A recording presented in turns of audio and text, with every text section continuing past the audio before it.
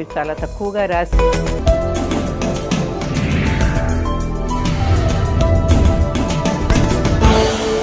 అక్షరయాత్ర వీక్షకులకు స్వాగతం. కొంతమంది తండోపతండాలుగా పుంఖానుపుంఖాలుగా రాసి పేరు తెచ్చుకుంటూ ఉంటారు. మరి కొంతమంది అతి తక్కువ రాసి కూడా తమదైన ముద్ర సాహిత్య లోకం పైన వేస్తుంటారు. అలాగా కేవలం కొన్ని కథలు, కొన్ని విమర్శన వ్యాసాలు, కొన్ని అనువాదాలు చేసి సాహిత్యంలో ఒక గురు స్థానాన్ని సంపాదించుకున్నవారు ఆడపు లక్ష్మీపతి గారు, ఈనాటి మన అక్షరయాత్ర అతిథి. నమస్కారం లక్ష్మీపతి గారు. నమస్కారం అండి.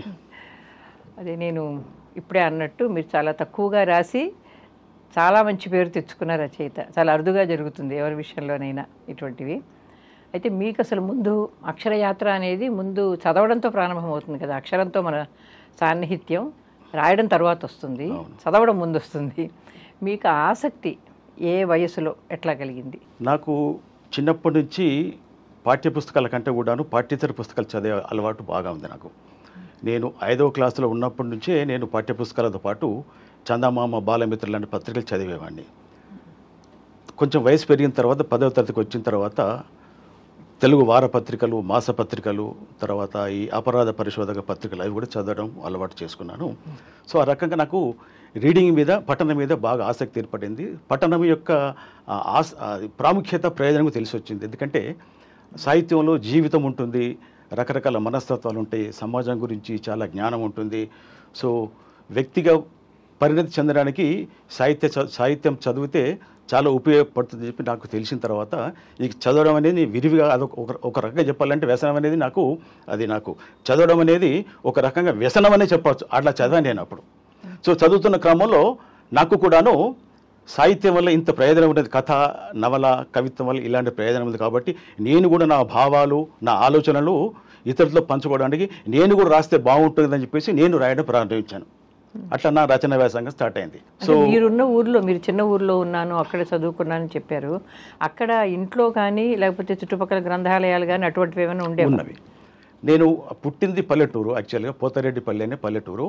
మేము 1959లో గోదావరిఖని పారిశ్రామిక పట్టణానికి వలస వచ్చాము. మా నాన్న సింగరేణి బొగ్గు గని కార్మికుడు. నేను గోదావరిఖనిలో పెరిగాను, అక్కడే చదువుకున్నాను. సో మా గోదావరిఖని కాలరీస్ ఏరియాలో రీడింగ్ రూమ్ ఉండేది, వెల్ఫేర్ సెంటర్ రీడింగ్ రూమ్ ఉండేది. సో ఆ రీడింగ్ రూమ్కి నేను రెగ్యులర్గా వెళ్ళేవాడిని. అట్లాగే స్కూల్ లైబ్రరీలో కూడా పుస్తకాలు వచ్చేటివి, మ్యాగజైన్లు వచ్చేటివి, అవి చదివేవాడిని. రోజు సాయంత్రం క్రమం తప్పకుండా రీడింగ్ రూమ్కి వెళ్ళి పుస్తకాలు చదివేవాడిని. ఆ రకంగా నాకు ఈ రీడింగ్ హ్యాబిట్ ఏర్పడింది. అప్పట్లో మీకు నచ్చిన రచయితలు అంటే ఎవరిని ఉండేవారు? నాకు మొట్టమొదట యాక్చువల్గా కథలు, పత్రికల్లో వచ్చిన కథల కంటే కూడాను లైబ్రరీ ద్వారా కొన్ని పుస్తకాలు తీసుకొచ్చాను, కథల పుస్తకాలు.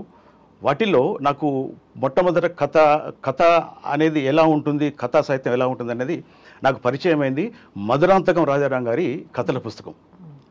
తా వెలిగించిన దీపాలు అనే పుస్తకం చూశాను నేను.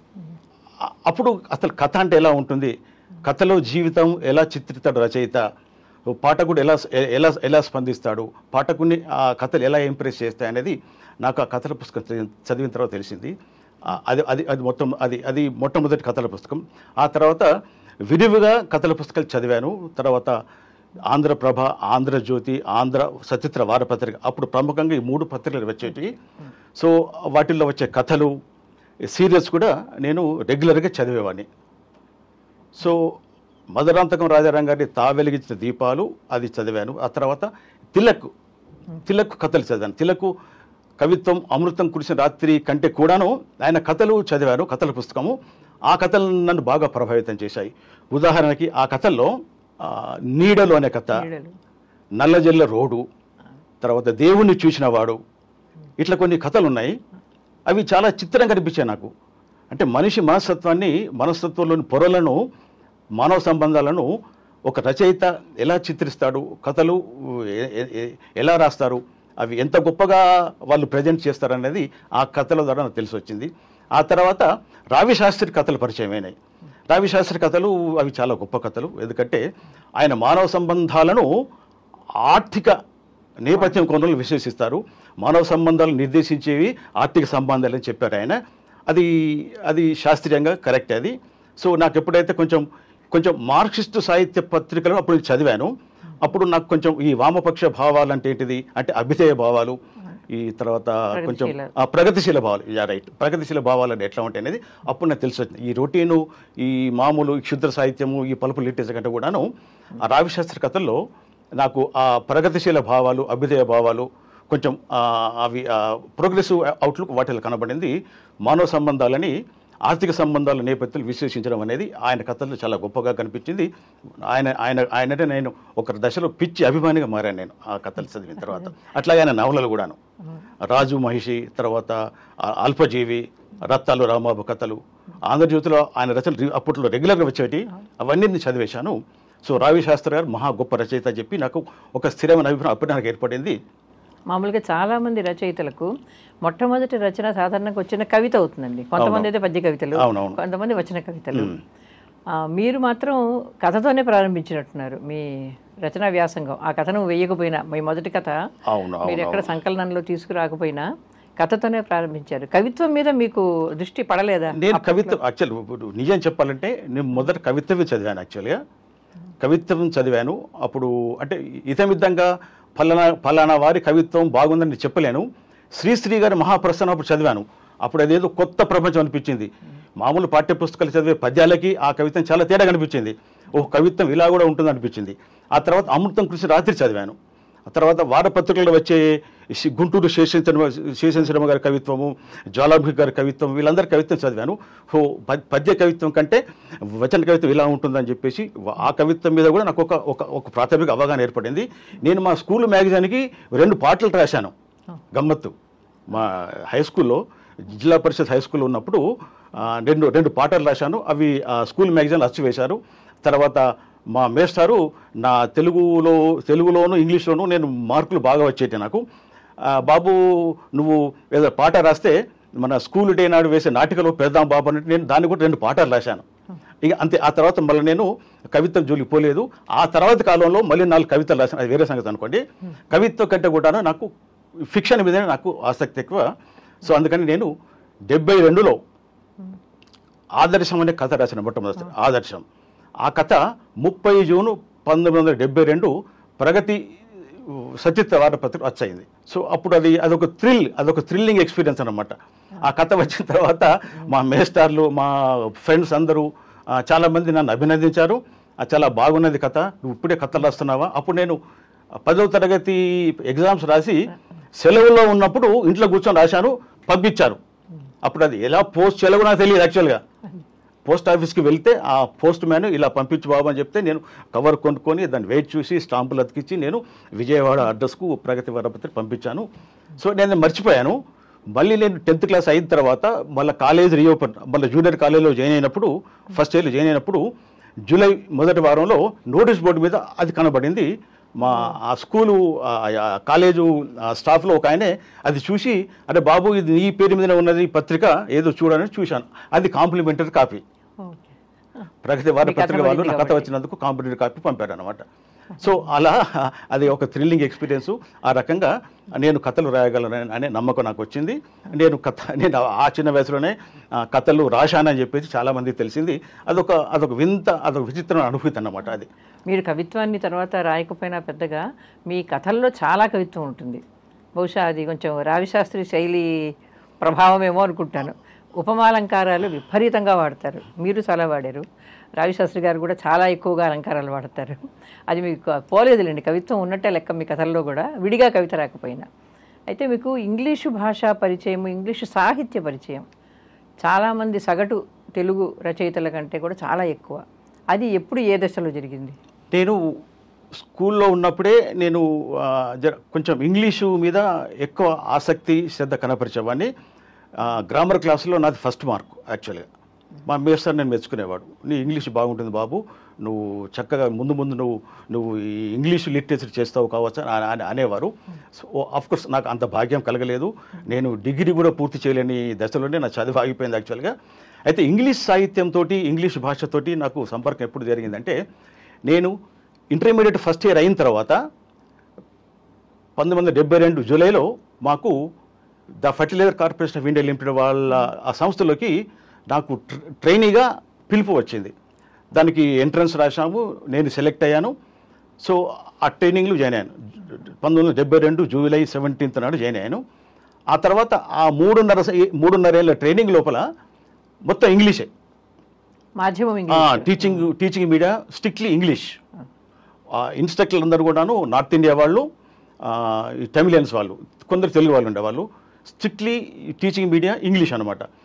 సో ఆ రకంగా మాకప్పుడు physics, chemistry, engineering, drawing, workshop technology అవన్నీ నేర్పించారు అనమాట. సో ఆ రకంగా ఆ ఇంగ్లీషు పట్ల నాకు కొంచెం లోతైన అవగాహన ఏర్పడింది. సో మొదటి నుంచి నాకు ఇంగ్లీష్ మీద ఆసక్తి ఉంది కాబట్టి నేను ఈజీగా వాటిని అర్థం చేసుకోగలిగాను. ఆ రకంగా ఇంగ్లీషు నాకు అలవాటైంది. తర్వాత ట్రైనింగ్ చేసేటప్పుడు నేను సింద్రిలో 2 ఏళ్ళు ఉన్నాను. సింద్రి అంటే జార్ఖండ్. అక్కడ 2 ఏళ్ళు ఉన్నాను.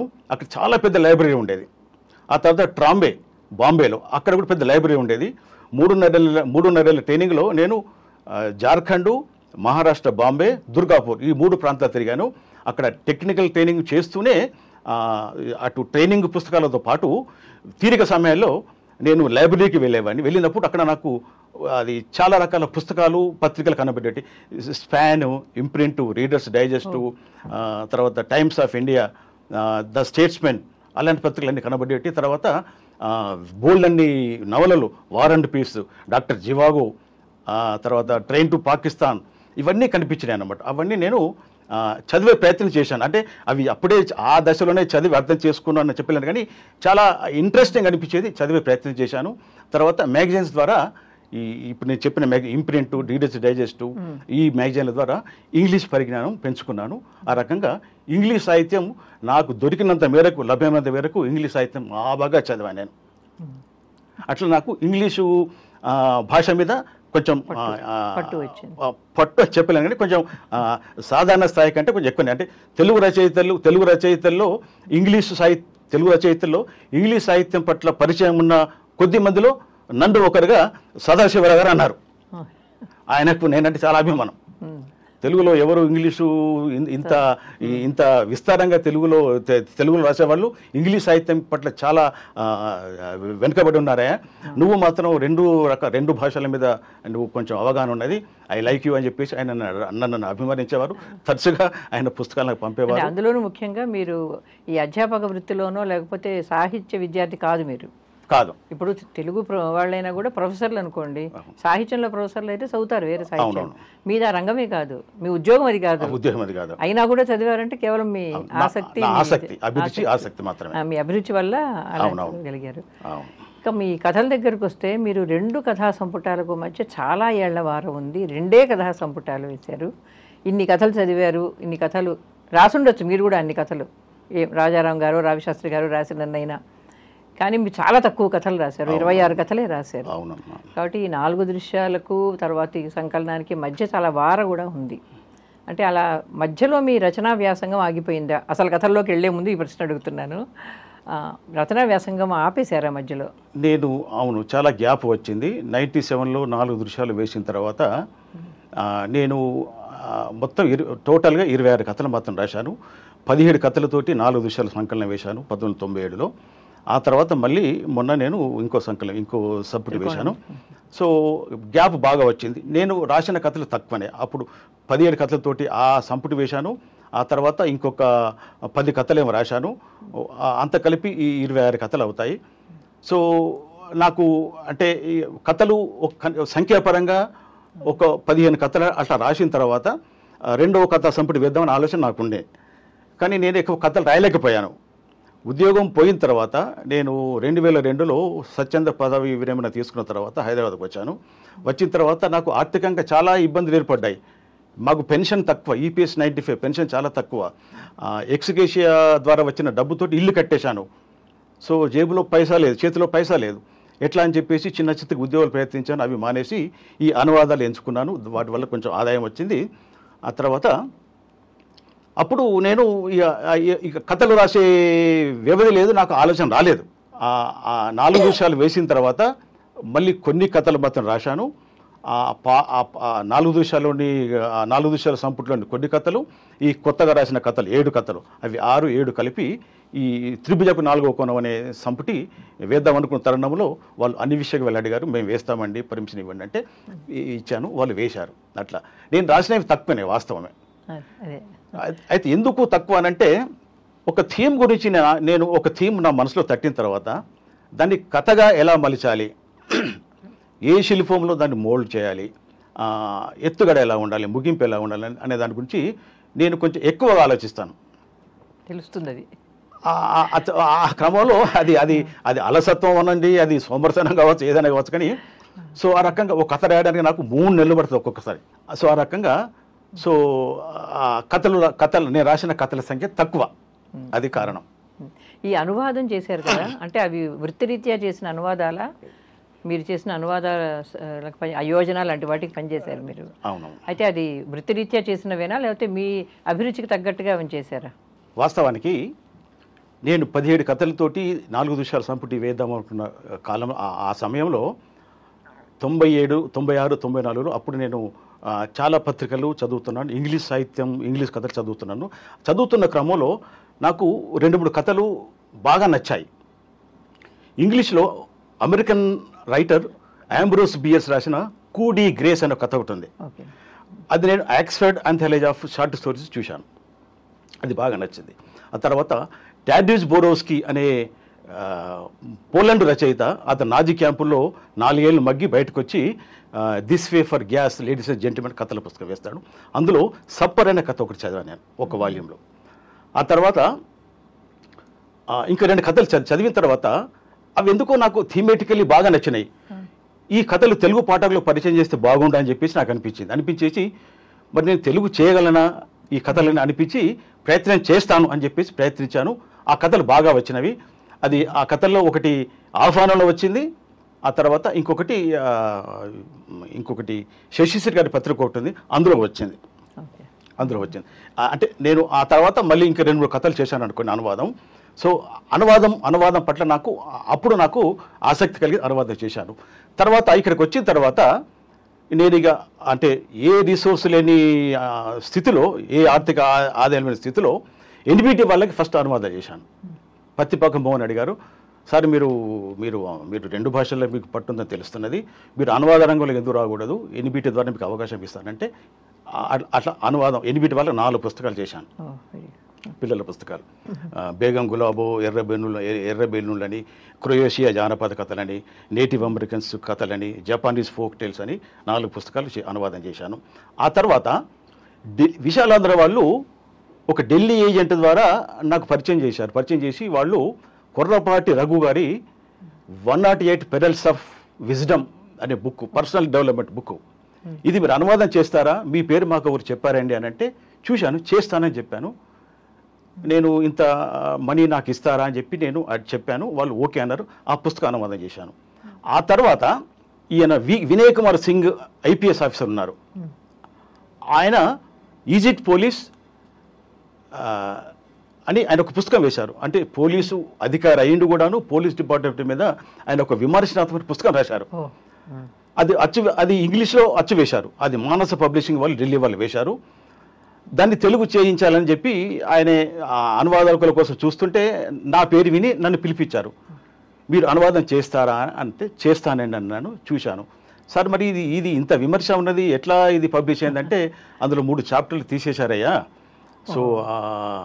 సో అట్లాగే ఇంగ్లీష్లో వచ్చింది, తెలుగులో కావాలని చాలామంది అడుగుతున్నారు, మీరు అనువాదం చేస్తారా, మీరు అనువాదం చేయగలరని చెప్పి విన్నాను అని అంటే చేస్తానన్నా, అది అనువాదం చేశాను.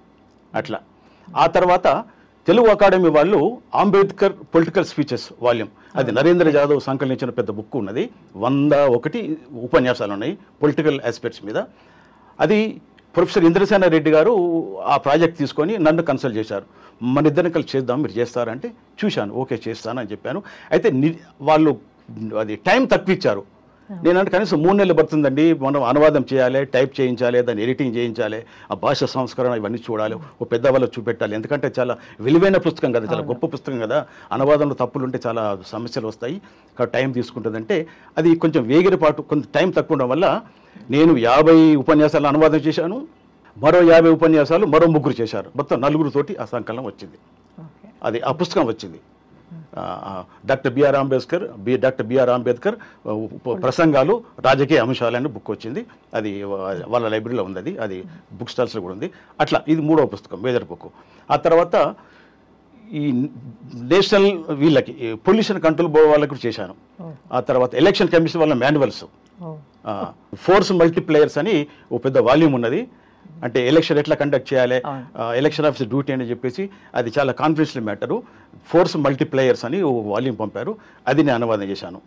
పీసీబీ వాళ్ళ వాల్యూమ్ చేశాను. తర్వాత ఇట్లా చాలా చాలా అనువాదాలు చేశాను.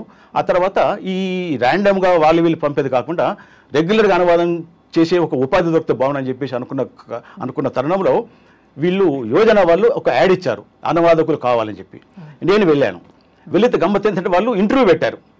ఇంటర్వ్యూ పెట్టి మీ అర్హత ఏంటిది, మీరు ఏం చదువుకున్నారు, మీరు ట్రాన్స్లేషన్స్లో మీరు ఏమైనా డిగ్రీ చేశారంటే నేను చెప్పాను నేను చేయలేదు. I'm not even a degree holder, I'm a drop out from intermediate. ఆ తర్వాత నేను టెక్నికల్ ట్రైనింగ్లో 3 నెలలు చేశాను, నాదంతా technical education. So by virtue of my interest నేను ఈ ఇంగ్లీష్ సాహిత్యం బాగా చదువుకున్నాను. భాష మీద నాకు ఒక అవగాహన ఉన్నది. ఇంగ్లీష్లో ఎలాంటి సబ్జెక్ట్ అయినా, ఎలాంటి డిక్షన్ అయినా నేను తెలుగు చేయగలను నమ్మకం నాకున్నది. దానికి ఇవి ఉదాహరణలు అని చెప్పేసి నా పుస్తకాలు తీసుకెళ్ళి చెప్పాను వాళ్ళకు.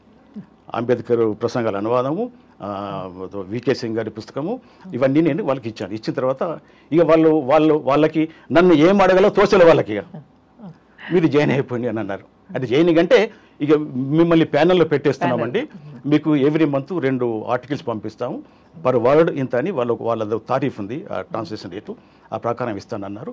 ఓకే అన్నాను. సో ఆ రకంగా నేను రెగ్యులర్గా ఆ ప్యానెల్లో అనువాదకునికి చేరిపోయాను. అది అనువాదం చేస్తున్నాను.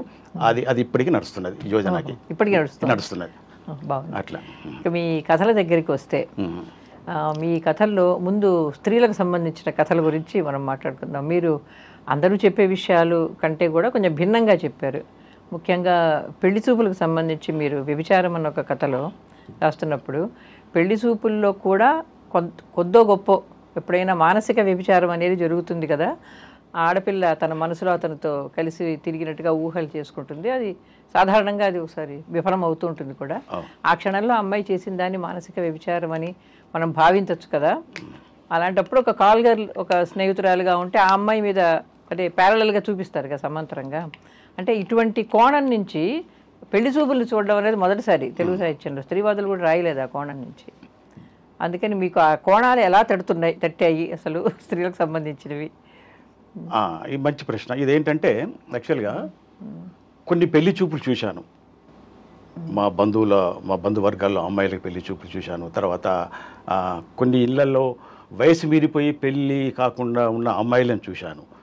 ఏమిటి సమస్య అంటే కొందరు కట్నం ఇచ్చుకోలేక, కొందరు అబ్బాయి నచ్చక, కొందరు జాతకాలు కలవకంటే రకరకాల కారణాల వల్ల పెళ్ళి కాకుండా ఇంటి మీద వయసు మీరిన ఆడపిల్లలు ఉండడం నేను చూశాను. చూసిన తర్వాత అప్పుడు నాకు అనిపించింది, అప్పుడు అసలు ఏమిటి ఈ పెళ్లి చూపుల తంత అనేది. యాక్చువల్గా ఇప్పుడు ఒక అమ్మాయికి పెళ్లి చూపుల పేరు మీద కనీసం 5-6 సంబంధాలు, కొన్ని కుటుంబాల్లో 30 సంబంధాలు వచ్చి కూడా రిజెక్ట్ అయిన కేసులు కూడా నేను చూశాను అనమాట. అసలు ఏం జరుగుతున్నదని చెప్పేసి నేను కొందరు ఆడపిల్లల్ని అడిగాను. తర్వాత కొన్ని సైకాలజీ లాంటివి కూడా చూశాను. తర్వాత మన ఆచారాలు ఇవన్నీ చూసిన తర్వాత నాకు అనిపించింది నిజంగా ఇప్పుడు ఒక ఏజ్ లోపల అది స్త్రీ పురుషుల మధ్య ఆకర్షణ సహజం అది. సో ఈ పెళ్లి చూపుల పేరు మీద అమ్మాయిని అబ్బాయిలకు చూపిస్తారు. అబ్బాయి గురించి అమ్మాయి ఎన్నో ఊహలు, ఎన్నో ఆలోచనలు, ఎన్నో కలలు, డ్రీమ్స్ కూడా ఉంటాయి. సో అవన్నీ యాక్చువల్గా ఓ రకంగా అది క్షణికమే. ఇప్పుడు ఒక అబ్బాయి రాగానే చూసి వెళ్తాడు, ఈ అబ్బాయి బాగున్నాడు, మంచి ఉద్యోగము, ఈ అబ్బాయి తనకి పెనిమిటి అయితే బాగుంటుందని చెప్పి అమ్మాయి కలలు కంటుంది. కానీ అది సక్సెస్ అయితే సంతోషమే, కాకపోతే మాత్రం ఆ అమ్మాయి కొంచెం ఆశాభంగమే. సో ఆ అమ్మాయిల సైకాలజీ ఎలా ఉంటుంది అని చెప్పేసి నాకు అనిపించింది. కాబట్టి పురుషుల గురించి ఆడవాళ్ళు, టీనేజ్లో ఉన్న అమ్మాయిలు ఎలా అనుకుంటారని చెప్పేసి అది నా ఊహే. యాక్చువల్గా అది నా ఊహే. కాబట్టి కొంచెం ఊహించి నేను రాశాను. అయితే నేను ఆ వ్యభిచారం అనే పేరు అనేది నాకు యాక్చువల్గా అది ఎందుకో అది నాకు నచ్చలేదు. కానీ ఆ స్టోరీకి అది ఊహించను. నేను నిజానికి శీర్షిక చూస్తే కథ ఎలా ఉంటుందని అనుకోము. నిజానికి మీరు చెప్పింది కరెక్ట్. ఆ కథకు ఆ పేరు సూట్ అయిందా లేదా అనే అనుమానం వస్తుంది. అది ఎందుకో నాకు పెట్టిన తర్వాత నాకు అనిపించింది అది కరెక్ట్ కాదే అనిపించింది. ఆ తర్వాత కొన్ని ఎపిసోడ్స్ మన గర్లు సైకాలజీ ఎలా ఉంటుంది అనేది కూడాను నేను అప్పట్లో కొన్ని ఇంగ్లీష్ మ్యాగజైన్స్, ఫెమినా, ఉమెన్స్ ఎరా, Women's Era. తర్వాత అప్పుడు ఇంకొకటి వచ్చేది పాతదోటి ఈవ్స్ వీక్లీ, అవి కూడా చూసామని రెగ్యులర్ మా లైబ్రరీకి వచ్చి అవి కూడా చూసామని. సో పెళ్లి చూపుల గురించి ఈ కౌన్సిలర్స్, ఈ లాయర్స్, ఈ మన మన మన సాంప్రదాయాలు ఎట్లా ఉంటాయి, ఒక రకంగా అమ్మాయిలను అది పీడించేటట్టుగా అణిచివేసేటట్టుగా ఉన్నాయని చెప్పేసి అవి కొన్ని మంచిగా ఆర్టికల్స్ ఉన్నాయి. తర్వాత కొందరు ఫెమినిస్టులు కానీ ఫెమినిస్టులు అనబడే జర్నలిస్టులు రాసిన ఆర్టికల్ చదివాను. అసలు ఈ ఈ ఈ నేటి తరం యువతుల్లో తల్లిదండ్రులు ఎలాంటి ధైర్యం నూరిపోయాలి, ఎలాంటి మంచి మాటలు చెప్పాలి. ఎంతసేపు సాంప్రదాయబద్ధంగా పెళ్లి నీటికి వచ్చింది, పెళ్లి చేయాలి, మేము నచ్చిన వాడిని మేము సెలెక్ట్ చేస్తామని నువ్వు పెళ్లి చేసుకోవాలని చెప్పడం కరెక్ట్ కాదు, పిల్లల్ని చదివించాలి అని చెప్పేసి మంచి ప్రోగ్రెసివ్ ఐడియాలతో ఉన్న వ్యాసాలు అందరూ వచ్చింది. అవి కూడా చదివిన తర్వాత ఆ భావనలు, తర్వాత నాకున్న ఆలోచనలు, ఊహ ఇవన్నీ మేళవించి ఆ కథ రాశాను. కథ రాసి చివరికి అమ్మాయి ధైర్యంగా ఆ పెళ్లి చూపుల తందును ధిక్కరిస్తూ నేను చేసుకుంటానా లేదా అనేది నా ఇష్టము, ఇక మీరు నా గురించి మర్చిపోని చెప్పి తల్లిదండ్రులకు ఖరాఖంగా చెప్పడంతో ఆ కథ ముగించాను. అట్లా వచ్చింది అనమాట. మంచి కథ. ఇంకో 2 కథల్లో మీరు స్త్రీల వల్ల పురుషులు కొంత మారినట్టుగా చూపించారు. అది కొంచెం ఆశ్చర్యకరమైనది కానీ మంచి కోణం నిజానికి, అంటే పాజిటివ్గా ముగించడం. మలుపు అనే కథ కానీ, స్టాండర్డ్ అనే కథ కానీ, ఈ రెండిట్లోనూ కూడా ఆ స్త్రీల ప్రవర్తన వల్ల, అంటే వీళ్ళల్లో ఉండే మనోనిబ్బరం, వీళ్ళ మనోధైర్యం, అది వాళ్ళ జీవితాల్లోని పురుషులలో మార్పుకి కారణమైంది అని చూపించడం ఆ రోజుల్లో నిజానికి ఒక మంచి కారణం. ఎందుకంటే అప్పుడంతా పురుషులు ఎక్కువగా విలన్లుగా చూపించే స్త్రీవారి సాహిత్యం వస్తున్న రోజులు 90sలో రాశారు మీరు ఇది. అందుకని ఆ 2 కథలు కూడా బాగున్నాయి. అంటే ఇవేమైనా జీవితం నుంచి తీసుకున్నావా, పరిశీలన నుంచా మీ కథలు ఎక్కువగా? పరిశీలన ఎక్కువ అయితే పరిశీలన ప్లస్ కొంచెం అబ్జర్వేషన్, అదే మీరు అన్నట్టు పరిశీలన. తర్వాత నేను కూడాను ఈ కథలు నవలు చదివే క్రమంలో ఈ స్త్రీలు రాసే సాహిత్యాన్ని, కథలు బాగా రంగనాయకమ్మ గారు, తర్వాత ఉన్నారు చాలామంది ఉన్నారు కదా, చాలామంది రచయితలు వాళ్ళు, సీతాదేవి గారు, వీళ్ళందరూ. సో వాళ్ళ రచయిత చదివాను. సో నిజంగానే మన సమాజంలో ఆడవాళ్ళ స్థానము కొంచెం దయనీయంగానే ఉన్నది. ఎందుకో వాళ్ళని కొంచెం అణిచివేత, కొంచెం చిన్న చూపి చూస్తున్నారు. సో రేపు నా కూతుళ్ళు, మాకు చెల్లెలు లేరు అనుకోండి, రేపు నా కూతురు కూడా ఇలాంటి పరిస్థితులు రావచ్చు. కాబట్టి మనం ఆడపిల్లల్ని చక్కగా పెంచాలి, వాళ్ళని కూడా మగవాళ్ళతో పాటు సమాన అవకాశాలు ఇప్పించాలి. నువ్వు ఆడపిల్లవి, నీకు అవన్నీ వద్దని చెప్పేసి వాళ్ళలో ఈ న్యూనతా భావం బోధించకూడదని చెప్పేసి ఆ భావం నాకు ముద్రనిచ్చున్నాను. ఎందుకంటే నేను రైటర్గా ఎదిగే క్రమంలో అన్ని రకాల సాహిత్యం చదివాను కాబట్టి నేను సో ఆడవాళ్ళ పట్ల నాకు సహానుభూతి ఉంది. కాబట్టి నేను కూడాను ఒకవేళ అట్లా మగవాళ్ళు అట్లా పూర్తిగా పురుషాధిక్య అహంకారంతో ఉంటే అది బాగోదు, కరెక్ట్ కాదని చెప్పేసి వాళ్ళు కూడా మారాలి అని చెప్పేసి నేను మనస్ఫూర్తిగా అభిలషించేవాడిని. కాబట్టి ఆ పురుష పాత్రలు కూడా మారినట్టుగా ఆ కథలు చూపించాను. అయితే మీరు స్త్రీల గురించి రాసిన కథలకు పరాకాష్ఠ మీకు ఎక్కువ పేరు తెచ్చిపెట్టింది తిర్యగ్రేఖ. అవునండి. తిర్యగ్రేఖలో అమ్మాయి అత్యాచారానికి గురవడం, అమ్మాయి దాన్ని ఎలాగ తట్టుకోవాలి అన్నది, అది కథనం ప్రకారం చూసినా కూడా చాలా ఉన్నత స్థాయికి చెందిన కథ. నిజానికి మీరు అదొకటే కాదండి, మిగిలిన కథల్లో కూడా సరే చైతన్య స్మృతి దగ్గరికి మనం వెళ్తాం ఎలాగో, కానీ మీరు 3 పురుషులు వాడడం, ఉత్తమ పురుష, మధ్యమ పురుష, ప్రథమ పురుష, 3 వాడారు ఒకే కథలో. నువ్వు అని చెప్తుంది కాసేపు, తర్వాత నేనే అది నిజానికి నువ్వు అని మాట్లాడుతుంది, ఎదుటి మనిషితో మాట్లాడినట్టు. అలాగా మీరు ఆ టెక్నిక్ చాలా బాగా ఉపయోగించిన కథ తిర్యగ్రేఖ. సరే ముగింపు, సరే ప్రిన్సిపల్ చాలా అనుకూలంగా మాట్లాడడం అన్నది, అంటే ఆ ముగింపు ఇంతకుముందు కూడా ఒకటి కథల్లో వచ్చిందిలేండి. అబ్బూరి ఛాయాదేవి గారి ప్రయాణం కథలోనే అదొక యాక్సిడెంట్ అనుకో మర్చిపో అంటాడు అతను, పైగా అక్కడ మగవాడే చేసి చెప్పిస్తుంది ఆవిడ ప్రయాణం కథలో. కాబట్టి ఆ ముగింపు సరే, కానీ రాసిన పద్ధతి, పైగా కుటుంబంలో వాళ్ళు అంటారు కదా అతన్ని ఇచ్చి పెళ్లి చేసేస్తే పోతుందని, ఆ పాయింట్ చాలా బాగా పట్టుకున్నారు మీరు. అంటే పితృస్వామ్యంలో ఉండే ఆ రకమైన ఆ లోపం బాగా చూపించారు. ఆ కథ ఏ క్రమంలో వచ్చిందో చెప్తారు. జీవన్ మృతుడు కథ రాశాను. జీవన్ మృతుడు కథ విపుల కథల పోటీలో మొదటి బహుమతి వచ్చింది. జీవన్ మృతుడు కథ రాసే ముందు ఆ కథల పోటీ ప్రకటన చూసిన తర్వాత తప్పకుండా ఈ పోటీ కథ రాయాలని చెప్పి నేను నిర్ణయించుకొని నేను వ్యవధి తీసుకొని నేను బాగా ఆలోచించి, అప్పుడు మా ఫ్యాక్టరీ మూసివేత ఫ్యాక్టరీ మూసివేస్తారు అన్నటువంటి ఒక భయాందోళన పరిస్థితి మాకు అక్కడ మా ఉద్యోగ బృందంలో ఏర్పడింది. ఎందుకంటే 92లో 1992లో నూతన పారిశ్రామిక ఆర్థిక విధానంలో వచ్చేసి ఈ కాయలబడ్డ పరిశ్రమలు మూసివేయాలని చెప్పి ప్రభుత్వం నిర్ణయం తీసుకునేది, ఒక ఫైల్ తయారు చేసింది. ఆ జాబితాలో మా ఫ్యాక్టరీ కూడా ఉందన్నమాట. మూసివేయబడే కార్ఖానా జాబితాలో మాది కూడా ఉందన్నమాట. సో అప్పుడు అందరిలో ఒక రకమైన ఇన్సెక్యూరిటీ ఫీలింగ్ ఉన్నది. ఈ మూసివేస్తే ఎలా, పిల్లలు చదువులు పూర్తి కాలేదు, చిన్నపిల్లలు వేరే ఉద్యోగం దొరుకుతుందా లేదా అని చెప్పి ఆ ఆందోళనలో కొందరు గల్ఫ్ దేశాలకు వెళ్ళారు, కొందరు రిజైన్ చేసి వేరే ప్రైవేట్ కంపెనీ చేరిపోయారు. సో అప్పుడు నేను అదే క్రమంలో ఉన్నాను. నేను కూడా ఒక గల్ఫ్ దేశానికి, ఒక సౌదీ అరేబియా ఫెర్టిలైజర్ ఫ్యాక్టరీకి వెళ్ళాలని చెప్పి నేను ఇంటర్వ్యూకి వెళ్ళాను, బాంబేకి వెళ్ళాను. నేను సెలెక్ట్ అయ్యాను, నాకు సెలెక్షన్ ఆర్డర్ కూడా వచ్చింది. అయితే ఇంట్లో వాళ్ళు వ్యతిరేకించారు, నేను మానేశాను, అది వేరే సంగతి. సో అప్పటి ఆ ఉద్యోగంలో ఉన్నటువంటి అభద్రతా భావము, ఇన్సెక్యూరిటీ ఫీలింగు, ఆ తర్వాత ఒక ప్యానిక్ సిచ్యువేషన్ ఉందన్నమాట. సో అది దాన్ని నేపథ్యంగా తీసుకొని ఒక కథ రాయాలి. ఎందుకంటే రోజు చూసే మొహాలు, రోజు అది అది అది అది తెలుసు కాబట్టి, ఆ వాతావరణం నాకు తెలుసు కాబట్టి, నేను స్వయంగా అనుభవిస్తున్న వాతావరణం కాబట్టి కథ రాయాలని చెప్పేసి నేను ఈ కథని, అంటే ఒక ఫ్యాక్టరీ మూసివేస్తున్న తరుణంలో ఒక ఉద్యోగి ఈ కుటుంబ సమస్యలు, ఇతర బాధ్యతలు ఉంటాయి కదా. సో ఇవన్నీ ఎలా తెంచుకోగలడు, ఎలా బయటికి వెళ్ళగలడు, అతని మానసిక సంఘర్షణ ఎలా ఉంటుందని చెప్పేసి నేను రాయాలనుకుని దానికి చైతన్య స్రవంతి టెక్నికే బాగుంటుందని చెప్పేసి నేను ముందే నిశ్చయించుకున్నాను. అందుకోసం నేను యులిసిస్ పుస్తకం మళ్ళీ తిరిగేశాను. తర్వాత చదివాను యులిసిస్ చదివాను. అప్పుడే నా దగ్గర కలెక్షన్ బుక్స్ ఉంది నా దగ్గర. తర్వాత ఈవిడ to the light house, Virginia wolf, అది బాగా నచ్చింది. 2 భాగాల నవల చాలా బాగుంది యాక్చువల్గా. అది చదివాను. తర్వాత ఇంకొక కథ ఇంగ్లీష్లో వచ్చింది, ఒక కథ, అది బన్నీ రూబెన్ రాసిన కథ. హెడ్ క్లర్క్ అనే ఒక కథ ఉన్నది. బన్నీ రూబెన్ అని సినీ జర్నలిస్ట్ ఉన్నాడు. ఆయన బన్నీ రూబెన్ సినీ జర్నలిస్టు. ఆయన రాసిన monkeys on the hill of God అనే ఒక బుక్ వేశారు. అందులో మొట్టమొదటి కథ హెడ్ క్లర్క్, బాంబే మున్సిపల్ ఆఫీసులో ఒక హెడ్ క్లర్కు మనోగతాన్ని వర్ణించిన కథ అన్నమాట. అందులో హెడ్ క్లర్క్ అనే ఉంటుంది తప్ప అందులో కథానాయకుడి పేరు ఎక్కడ చెప్పడు. చాలా బాగున్నది. ఆ టెక్నిక్ బాగా నచ్చింది నాకు.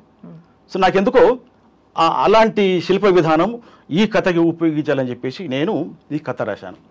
15 రోజులు కూర్చున్నాను కథ మీద. కూర్చొని మళ్ళీ దాన్ని రీరేట్ చేసి పంపించారు. పంపించిన తర్వాత సరే దానికి ప్రైజ్ వచ్చింది. వాసిరెడ్డి నవీన్ గారు, కారా మేస్టారు, అబ్బూరి చాయ్, 3 జడ్జీలు ఉన్నారు. అందులో 3 జడ్జీలు భిన్నాభిప్రాయం ఉందట. కారా మేస్టారు ఇది వర్తమాన ఒక బర్నింగ్ సమస్యను తీసుకున్న కథాంశం, దీనికి ఇవ్వాలని ఆయన అన్నారు. వాసిరెడ్డి నవీన్ గారు దాన్ని కూడా సమర్థించారు. అబ్బూరి ఛాయదేవి గారు మాత్రం ఇది చైతన్య స్రవంతి, అందులో కొంచెం టెక్నికల్ జార్గాన్ బాగా ఉన్నది, తర్వాత దాన్ని రిలేట్ చేస్తున్న క్రమంలో తీసేసామని ఆయన ఎడిటర్ గారు పిలిపించి, ఈ టెక్నికల్ జార్గాన్ బాగా ఉన్నదండి, ఇది వస్తుపరంగా శిల్పపరంగా మంచి కథ, కానీ అందరూ చదవలేరని చెప్పేసి ఒక జడ్జి అభిప్రాయము, మీరు దాన్ని మార్చగలరా అంటే నేను కొంచెం దాన్ని తగ్గించాను. టెక్నికల్ జార్గాన్ తగ్గించేసి దాన్ని సింప్లిఫై చేశాను. అది సెలెక్ట్ అయిపోయింది, ప్రైజ్ డిక్లేర్ చేశారు అట్లా. సో అప్పుడు ఆ కథకి ఆ టెక్నిక్, ఆ శిల్పం బాగా నప్పింది. అది బాగా అందరికీ నచ్చింది. అది దానికి మంచి అప్లాజ్ వచ్చింది. అయితే ఆ తర్వాత నవీన్ గారు అన్నారు ఏంటంటే, బాగా ఉంది కానీ ఫెమినిస్టులు, రచయితులు నీ మీద విమర్శ చేస్తారయ్యా, ఎందుకంటే ఎంతసేపు ఈ మగవాళ్ళ తప్పిదాలకి ఆడవాళ్లే ప్రేరకము, ఆడవాళ్లే కారణం అని చెప్పేసి అందులో ఉన్నది. ఉత్తరం కూడా దాచిపెట్టేస్తుంది, అంత ఆడవాళ్ళని విలన్ చేసినామని చెప్పేసి నీ మీద దుమారం వస్తుంది, విమర్శ వస్తుందయా అని అన్నట్టుగానే నాకు 2-3 ఉత్తరాలు రాశారు. కొందరు అన్నారు కూడా. అసలు ఫ్యాక్టరీ మూసివేయబడుతున్నప్పుడు కథానాయకుడు అది అక్కడ తిరుగుబాటు చేసి అందరినీ మొబిలైజ్ చేసేటట్టు ఉండాలి, కానీ మీరు ఏంటిది ఒక రకమైన పలాయనవాదం పెట్టారు ఏంటంటే నేను అన్నాను, అట్లా కాదు. అది రచయిత పరిష్కారాలు చెప్పడు, చూపెట్టాడు. ఒక సిచ్యువేషన్ను నేను చూపెట్టాను. ఇప్పుడు ఆ మాటకొస్తే మార్క్వెజ్ రాసిన 100 సాలిట్యూడ్లో కూడాను ఆయన లాటిన్ అమెరికన్ సమాజంలో వెనుకబోదారా ఆయన పరిష్కారం చూపెట్టాడా? అదే కదా, అక్కడ నియంత్రిత పోకడ ఇట్లా ఉన్నది అని చెప్పి ఆయన కొత్త కోణం రాశాడు అనమాట. సో అట్లా రచయితగా నేనే పరిష్కారాలు చెప్పను, నేను ఉద్యమంలో పాల్గొన్నాను, అది నా సమస్యే, కానీ అక్కడ ఉన్నటువంటి ఆ సిచ్యువేషన్ వర్ణించేందుకు నేను ఒక మనిషి అంతరంగ ఘర్షణను చిత్రించి ఆ కథ రాశాను నేను. సో అంతే తప్ప ఇది ఏం లేదు. అయితే మీరు అన్నట్టుగా అది ఆడవాళ్ళ నుంచి మాత్రం వచ్చింది. కాబట్టి నేను వెంటనే ఏంటంటే నేను ఆడవాళ్ళకి వ్యతిరేకం కాదు, ఓకే, నేను ఫెమినిజాన్ని సమర్థిస్తాను. సో మహిళా రచయితుల అభిప్రాయం ఏకీభవిస్తానని చెప్పడం కోసం నేను వెంటనే సంవత్సరంలోనే మళ్ళీ నేను ఆ కథ రాసేసి గమ్మత్తు దాన్ని నేనేం ఉపయోగించానంటే, ఇప్పుడు ఇదేమో తిరియగ్రేక జీవన్మృతుడు ఒకటే ఒక దీర్ఘ కవితలాగా ఒక జలపాత సదృశ్యమైన శైలిలో సాగుతుంది. తిరియగ్రేక మాత్రం ఖండికలుగా పెట్టాను. ఫ్లాష్ బ్యాక్ ముందు ఒక ఎపిసోడ్తో స్టార్ట్ అవుతుంది, మళ్ళీ చివరికి ఆ ఎపిసోడ్ దగ్గర ముగుస్తుంది, మధ్యలో మొత్తం 2 ఫ్లాష్ బ్యాక్లు ఉంటాయి, చివరికి అసలు విషయం వస్తుంది అనమాట. సో ఒక ఫ్లాష్ బ్యాక్లో మరో ఫ్లాష్ బ్యాక్ టెలిస్కోప్ చేసి పెట్టాను అనమాట. ఆ టెక్నిక్ ఇక్కడ నాకు లేదు, ఎక్కడ లేదు. అది నాకే ఒక ఆలోచన వచ్చింది, ఈ ఏకబీన రాయడం ఎందుకు, దీన్ని కొంచెం ఖండికలుగా పెట్టి ఫ్లాష్ బ్యాక్ పెడితే బాగుంటుందని చెప్పేసి నాకు ఆలోచన వచ్చింది. ఆ కథ రాశాను. అందులో మాత్రం నేను ఖచ్చితంగా ఫెమినిజాన్ని సమర్థించాలి అని నేను అనుకున్నాను. ఆ కోణంలోనే నేను ఆ థీమ్తోనే కథ రాయాలనుకున్నాను. అదే థీమ్ ఎంచుకుని కథ రాశాను. అప్పుడు నాకు ఇంకొక ఇన్ఫ్లుయెన్స్ చేసిన విషయం ఏంటంటే, విపుల కథల పోటీలో నా జీవనభూతుడు కథకి ప్రైజ్ వచ్చిన క్రమంలోనే ఇంకా 4 కథలు వచ్చినాయి, వాటికి ప్రైజ్ వచ్చింది. అందులో ఒక కథ ఉంటుంది, ఆయన కూడాను ఈ రేపు మీదనే కథ రాశారు. అది అంత బలంగా రాలేదు. ఆ తర్వాత అదే కాలంలో ఒక సినిమా వచ్చింది, మా ఇంటి మహాదేవత అని సినిమా వచ్చింది. అందులో Mohan Babu hero. College student మీద అత్యాచారం చేస్తే తల్లిదండ్రులు పెళ్లి ప్రయత్నాలు చేస్తారన్నమాట. అది నాకు గుర్తుకొచ్చింది. తర్వాత పత్రికల్లో ఇక్కడ చూశాను, యూపీలోనో బీహార్లోనో అత్యాచారానికి గురైన బాధితురాలికి న్యాయం చేసేందుకు జడ్జి పురుషుని సంబంధికులను అరే షాదీ కరో హో జాతా ఫైసలా హో జాతా అని అన్నారట. ఆయన తీర్పిచ్చాడట, న్యాయమూర్తి అంత గొప్ప తీర్పిచ్చాడు. జరిగిందండి అలాంటి పెళ్లి, ఇప్పుడు జరిగింది కరెక్ట్. నేను అప్పుడే పత్రిక చదివాను. కాబట్టి ఈ రేపు అనే దాని గురించి, ఆ ఫెనోమెనా గురించి ఎందుకు సమాజంలో ఇట్లా భావాలు ఉన్నాయి, కాబట్టి దీన్ని ఖండిస్తూ ఒక కథ రాయాలని చెప్పేసి అనుకున్నాను. దీనికి ఈ టెక్నిక్ ఎంచుకున్నాను. సో అలా అన్నమాట. సో అప్పటికే నేను ఆ కథ రాసిన తర్వాత 2 ముగ్గురు అన్నారు, ఒక మిత్రుని చూపిస్తే ఈ రేపు మీద తెలుగులో 2-3 కథలు వచ్చినాయి, నీకు తెలుసునా అంటే తెలుసు అని చెప్పాను. సుజాత అనే కథ వాటి చెన్నై విరుద్ధ రాశారు. అది పోలీసు లాకప్లో అత్యాచారం గురైన బాధితురాల గురించి. అది అందులో అంతా మొత్తం రచయిత ప్రవేశం ఉంటుంది, మంచి కథ అది అంత రచయిత ప్రవేశం ఉంటుంది, అదొకటి. తర్వాత చావొద్దు అని శీలా వీర్రాజు గారు రాశారు, ఆ కథ కూడా నాకు తెలుసు. సో నేను అన్నాను, అది నాకు తెలుసు, రేపు అనే అంశాన్ని థీమ్గా తీసుకుని కథలు చాలా వచ్చినాయి, నేను మాత్రం ఒక కొత్త కోణంలో ఒక కొత్త పద్ధతులు రాశానని చెప్పేసి అనుకున్నాను. మిత్రులు కూడా బాగున్నదన్నారు. అది సాహితీ నేతల కథల పోటీకి పంపించాను. గమ్మత్తు ఏంటంటే, సాహితీ నేతల కథల పోటీ, ఆ కథల పోటీ లాస్ట్ డేట్ అయిపోయింది, నేను పంపించి మర్చిపోయినాను. 3 నెలల తర్వాత శశిశ్రీ ఫోన్ చేసి మీ కథకు ప్రైజ్ ఇస్తున్నామండి అని అన్నాడు.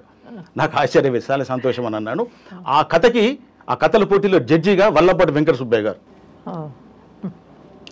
సో శశిశ్రీ గారు లేటుగా వచ్చిన కథలు కూడా పంపించేసి, ఎందుకో నా పేరు చూసి ఆడపు లక్ష్మీపతి గారు కథ రాశారండి, పంపించండి అని అన్నారట. ఆయన తీసుకొని అరే కథ చాలా బాగున్నది అని చెప్పేసి దానికి 2nd ప్రైజ్ ఇచ్చేశారు. ఫస్ట్ ప్రైజ్ సడ్డపరెడ్డి వెంకటరామరెడ్డి రాసిన అంటూ అనే కథకి ఇచ్చారు, తర్వాత నా కథకి 2nd ప్రైజ్ ఇచ్చారు. సో ఆ కథ అచ్చయిన తర్వాత చాలా ఉత్తరాలు వచ్చినాయి, చాలా మంచి కథ, చాలా ఉత్తరాలు వచ్చినాయి, చాలా మంది ఫోన్ చేశారు.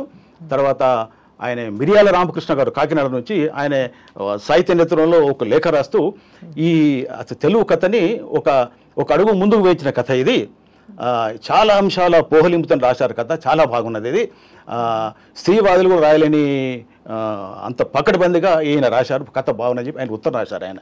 సో ఆ రకంగా ఆ కథ నిలబడింది, నాకు పేరు వచ్చింది. ఈ 2 కథలు చైతన్య స్రవంతిలో రాశాను. అందులో ఏకప్రభావ సదృశ్యం చైతన్య స్రవంతి జీవనమూర్తుల్లో, అందులో రచయిత పేరు ఉండదు, కథానాయకుడి పేరు ఉండదు, ఇందులో మాత్రం రేఖ అనే పేరుతోటి రాశాను. మామూలుగా చైతన్య స్రవంతి కథల్లో సీన్ ని తెగగొట్టడం ఉండదు. దీనిలో తిరియక రేఖలో సీను పెట్టారు, అంటే ఒక ప్లాట్ కూడా ఉంది, ఒక ప్లాట్ పెట్టి చైతన్య స్రవంతి దానిలో మీరు పెట్టగలిగారు. అది చాలా కష్టం. అందులోనూ పురుషుడు రాస్తూ స్త్రీ అంతరంగంలో చైతన్య స్రవంతి రాయడం ఇంకా కష్టం, అది 2వ పని. అది ఒక రకంగా పరాకాయ ప్రవేశమే కదా. అదే నేను చాలా మదన పడ్డాను ఈ విషయం గురించి. అది ఈ 3 నెలల కిందట మహిళా పత్రిక ఒకటి వస్తుంది, అందులో శాంతిశ్రీ బెనర్జీ గారు ఆవిడ రాశారు. చాలా కాలం తర్వాత నేను ఈ కథ చూశానని చెప్పేసి ఆవిడ అందులో మంచి సమీక్ష వ్యాస రాశారు.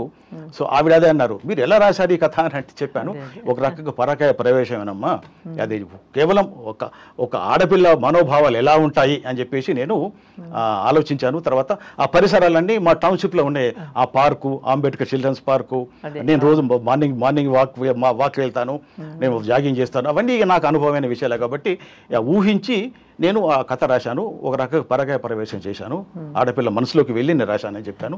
బాగా వచ్చింది అది నాకు తృప్తి.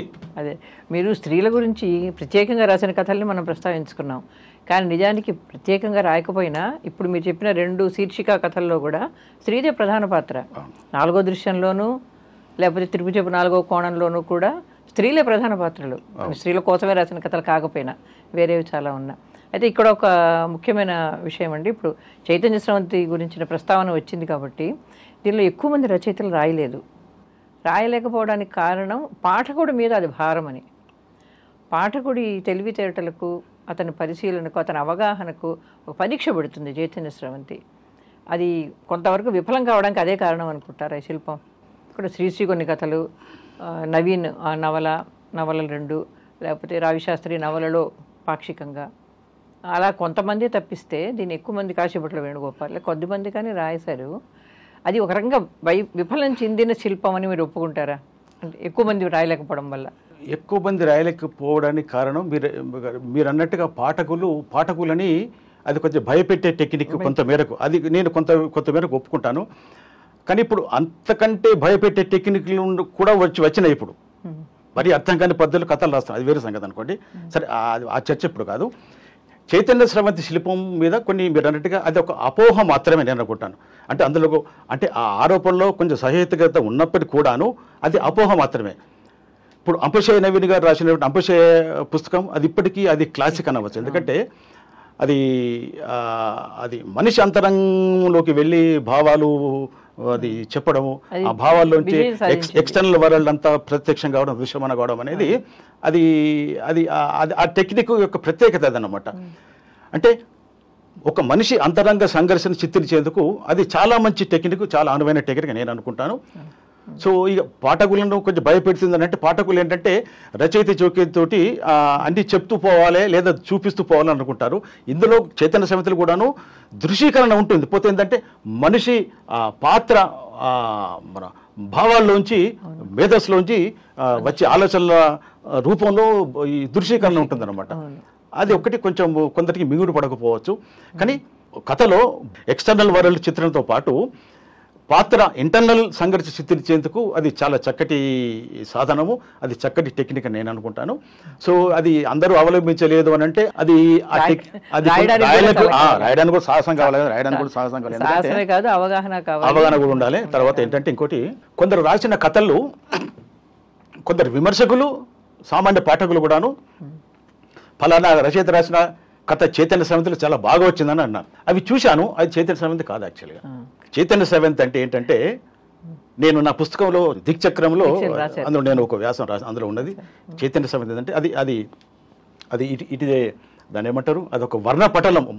మనిషి ఆలోచనలు వచ్చి ఆలోచనలు, భావాలు, ఆలోపనలు, కళలు, ఊహలన్నీ కలగాపులంగా బయటకు వస్తుంటాయి అన్నమాట. అతీతంగా వర్తమానము భవిష్యత్తు అన్ని కలగపులంగా వస్తుంటాయి. దాన్ని కొంచెం చిత్రిక బట్టి రచయిత ఒక క్రమ పద్ధతిలో సంఘటనలు చెప్తూ ప్లాట్ చిత్రిస్తూ ముందుకు పోతాడు అన్నమాట. దానివల్ల పాఠకుని కథ అందుతుంది అన్నమాట. అట్లా అనమాట. అది మెయిన్ అది అంతరంగంలోంచి వచ్చే ఆ భావాల స్రవంతి ప్రవాహం అట్లా ఉంటుందన్న కథ, ఆ ప్లాటు కథనం కూడా. అయితే వీళ్ళు రాసిన ఈ చైతన్య స్రవంతి కొందరు అన్నారే అది చైతన్య స్రవంతి కాదు, వాక్యం కింద వాక్యం పెట్టి ఒక పోయిటిక్ స్టైల్లో రాయడం చైతన్య స్రవంతి అన్నారు. అది కరెక్ట్ కాదు. సో ఆ రకంగా ఏంటంటే చైతన్య స్రవంతి పట్ల చాలా మందికి అవగాహన లేదు.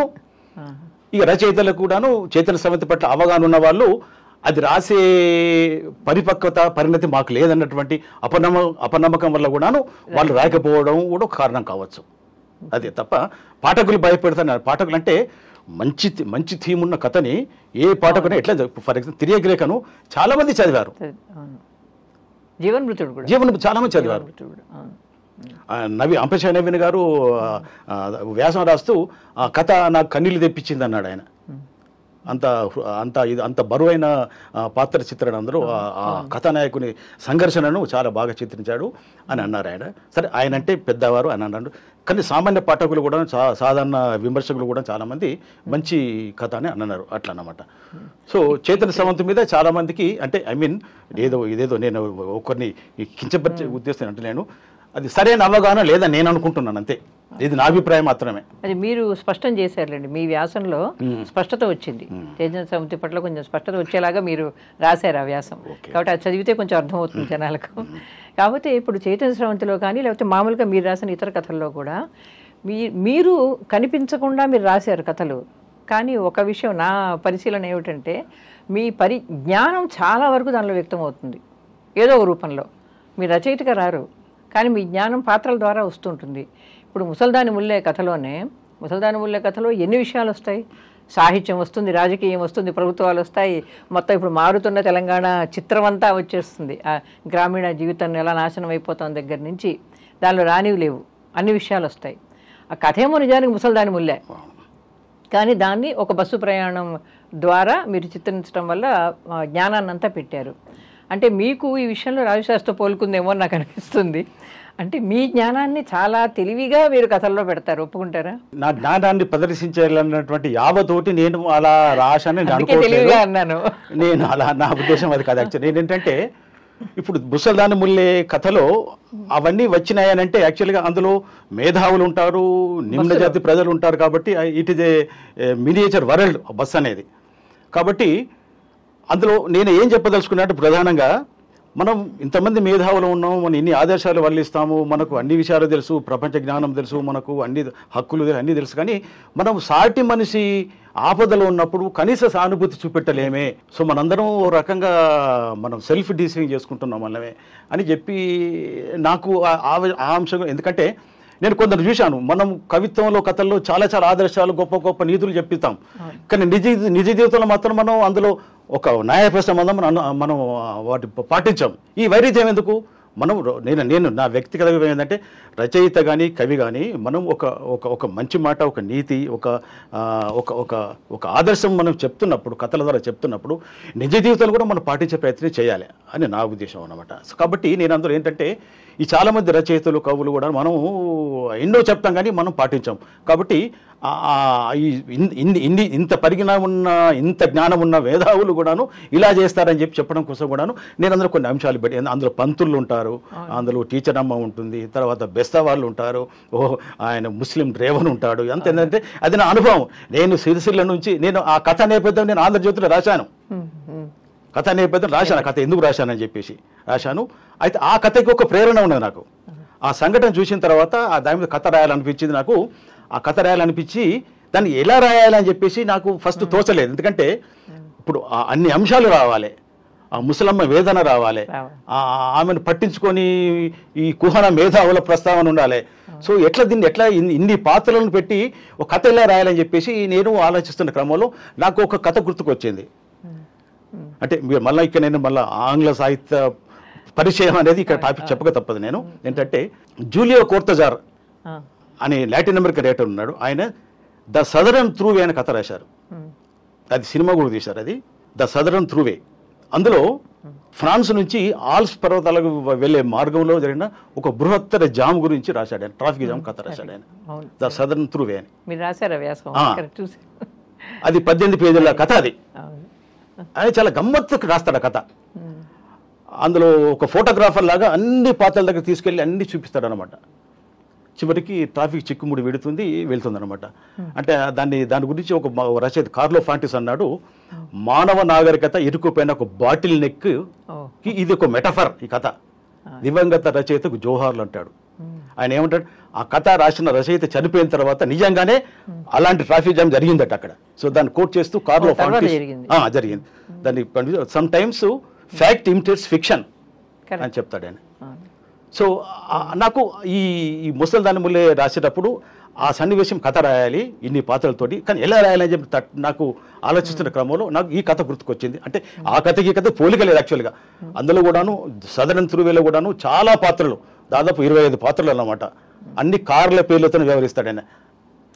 కార్లు అన్ని కార్లే కదా, అన్ని కార్లే, బీటిల్స్ పూర్వల కార్లు ఉంటాయన్నమాట. సో అన్ని కార్ల పేర్లతోటి, కార్ల పేర్లు, ఇంజనీర్లు, నన్సు, ఒక డాక్టర్ అని ఇట్లాగే చెప్తూ పోతారు. పాత్రల పేర్లు అంటూ ఉండవు. అదొక డాక్యుమెంటరీ కథనం అన్నమాట. సో నేను ఇందులో పాత్రల పేర్లు అంటే పెట్టలేదు, కానీ ఇందులో కూడా రకరకాల పాత్రలు, రకరకాల వృత్తులు, రకరకాల ప్రవృత్తులు వచ్చే వాతావరణాన్ని సృష్టించేందుకు, తర్వాత కుహన మన మన మన వాళ్ళలో ఉన్నటువంటి ఈ మన మేధావులని డొల్లతనాన్ని కూడా నేను ఒక చురక వేయాలని చెప్పేసి ఆ కథ రాశాను. ఆర్మ్చైర్ మేధావులు కదా, ఆర్మ్చైర్ ఇంటెలెక్చువల్స్ అంటారు, కూర్చొని చెప్పేవాళ్ళు, పడక కుర్చీ మేధావులు, పడక కుర్చీ మేధావులు అట్లా అన్నమాట. సో అదొకటి. తర్వాత ఇప్పుడు మీరు అన్నటువంటి మాట కొందరు అన్నారు, మీరు కథలో చాలా అంశాలు జొప్పిస్తారు ఎందుకు అని అన్నారు. జీవన వృత్తుల్లో ఇంగ్లీష్ జార్గాను ఉంటుంది, టెక్నికల్ జార్గాను, అది ఆ కథకు అది అతికింది. ఎందుకంటే ఆ టెక్నిక్ చైతన్య స్రవంతి ఒకటి, తర్వాత ఆ కథానాయకుడి వృత్తి విశేషాలు అవన్నీ. ఇప్పుడు అందులో థర్మోడైనమిక్ సూత్రం వస్తుంది, తర్వాత ఎలక్ట్రానిక్ కొంచెం సైన్స్ వస్తుంది, కెమిస్ట్రీ వస్తుంది. అది ఆ థీమ్కు అది అతికినట్టే ఉంటుంది అది, ఎందుకంటే ఆ కథానాయకుడి వృత్తి అది కాబట్టి అదొకటి. తర్వాత తిరియగ్రేకలో ఏంటంటే టీనేజ్లో ఉన్నట్టు ఇప్పుడు అది స్పింక్స్ ప్రశ్న ఒకటి, అది అప్రాప్రియేట్ అనిపించింది. ఎందుకంటే ఇప్పుడు నవతరం యువతి కూడాను ఇప్పుడు వాళ్ళు కూడా చాలా చాలా చదువుతున్నారు, వాళ్ళ కూడా అభావాలు ఉంటాయి, అదొకటి. తర్వాత హెర్మాఫ్రోడైట్ అని ఒక చోట పెట్టాను. ఆ హెర్మాఫ్రోడైట్ అంటే చాలా మంది తెలియదు, నాకు తెలియదు. ఒక దశలో మా అమ్మాయి, నాన్న నువ్వు ఏదో కథ రాసావు కానీ ఇందులో ఈ హెర్మాఫ్రోడైట్ ఏంటిదని అంటే, నీకు తెలియదమ్మా అని నేను ఏం చెప్పాలి, మా అమ్మాయి సైన్స్ స్టూడెంట్ అట్లా అన్నమాట. సో చాలా మంది అడిగారు. సో అదేంటంటే ఆ ప్రశ్న అడిగిన రెబెక్కా అనే పాత్ర చైతన్యం సూచిస్తుంది. అది తర్వాత ఆ మంచి చైతన్యవంతమైన పాత్ర రెబెక్కా అనే పాత్ర. ఆమె కరాటే నేర్పిస్తాను, ఈ కాలపు ఆడపిల్లలకి ఇవే కాదు బాగా లాభ అవుతున్నా చెప్పేసి అది ఒక మంచి పాత్రగా ఆ అమ్మాయిని పెట్టాను. తర్వాత ఈమె ట్రెడిషనల్ బంధాల నుంచి బయటపడ్డటువంటి పాత్రగా ఈ రేఖను చిత్రించాను అట్లా అన్నమాట. సో ఇంకా కొన్ని కథల్లో మీరు అన్నట్టుగా అలాంటి అంశాలు ఉండొచ్చు. అది ఒకటి నేను తప్పనడం లేదు, మీ అర్థమైంది. అంటే మీరు అనడంలో అది సామంజస్యం ఉన్నది. ఈ ప్రశ్నలను ఇంత ముందు కొందరు అడిగారు. మీరు ఆ అంశం చాలా అంటే కథనంలో ఆ ప్లాట్లో మీరు చాలా అంశాలు పెడతారంటే నేను అన్నాను అవి ఇర్రిలవెంట్ కాదు కదా అని నేను అన్నాను. పెడతాను, but they are all relevant to the plot and story. మీరు ఇప్పుడు అర్జెంటీనా కథ చెప్పారు కదా, ఇప్పుడు ఎలాగ మీకు ఈ కథకు ప్రేరణ అయిందని ముసల్దాని ముల్లకి చెప్పారు. అట్లాగే నాకు ఇంకో కథలో అలాంటి పోలిక కనిపించింది. అదేంటంటే క్యాథరిన్ మ్యాన్స్ఫీల్డ్ రాసిన ది ఫ్లై కథ మీద మీరు మీ విమర్శన వ్యాసంలో ఒక మాట అన్నారు.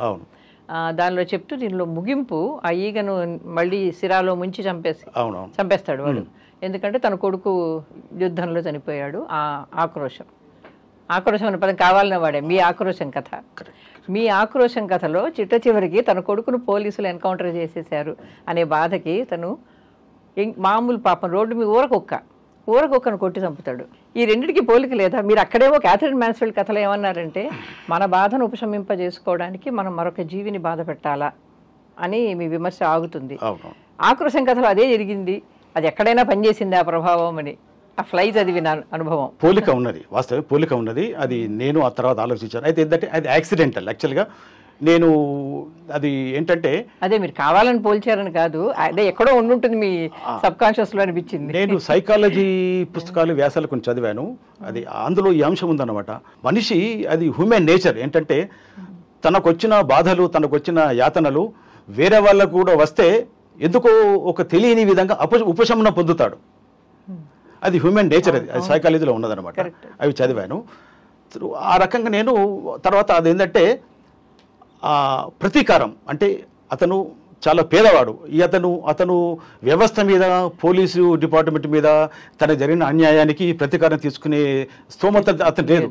సో అతని స్థాయిలో, అతని పరిధిలో ఆ ప్రతీకారం తీర్చుకునే పద్ధతి అదే. కాబట్టి ఆ కుక్కను చంపి ఇప్పుడు ఈ రకంగా హ్యూమన్ సైకాలజీ ప్రకారం ఒక రకంగా ఉపశమనం పొందుతాడు అట్లా అన్నమాట. సో అన్కాన్షియస్ గా కథలో మొదటి నుంచి వెంకట మీద ఒక సానుభూతి కలుగుతూ ఉంటుంది, చివరి సానుభూతి పోతుంది. అంటే అనుభూతి పోవడం తప్పని నేను అంటారు, రచయితగా మీరు చాలా మంచి పని చేశారు నిజానికి. అక్కడ ఆ ముగింపు నేనైతే అంగీకరిస్తాను, మంచి ముగింపు చేశారు మీరు. కానీ అక్కడ అంటున్నాను పాత్ర మీద సానుభూతి మనకు పోతుంది, పోక తప్పదు. అంటే బాధ కలుగుతుంది సానుభూతి పోవడం అంటే. మనకు కూడా వీడు కూడా అదే పని చేశాడు కదా అనిపిస్తుంది, ప్రతీకారం తీర్చుకున్నాడు కదా ఇంకో దాని మీద.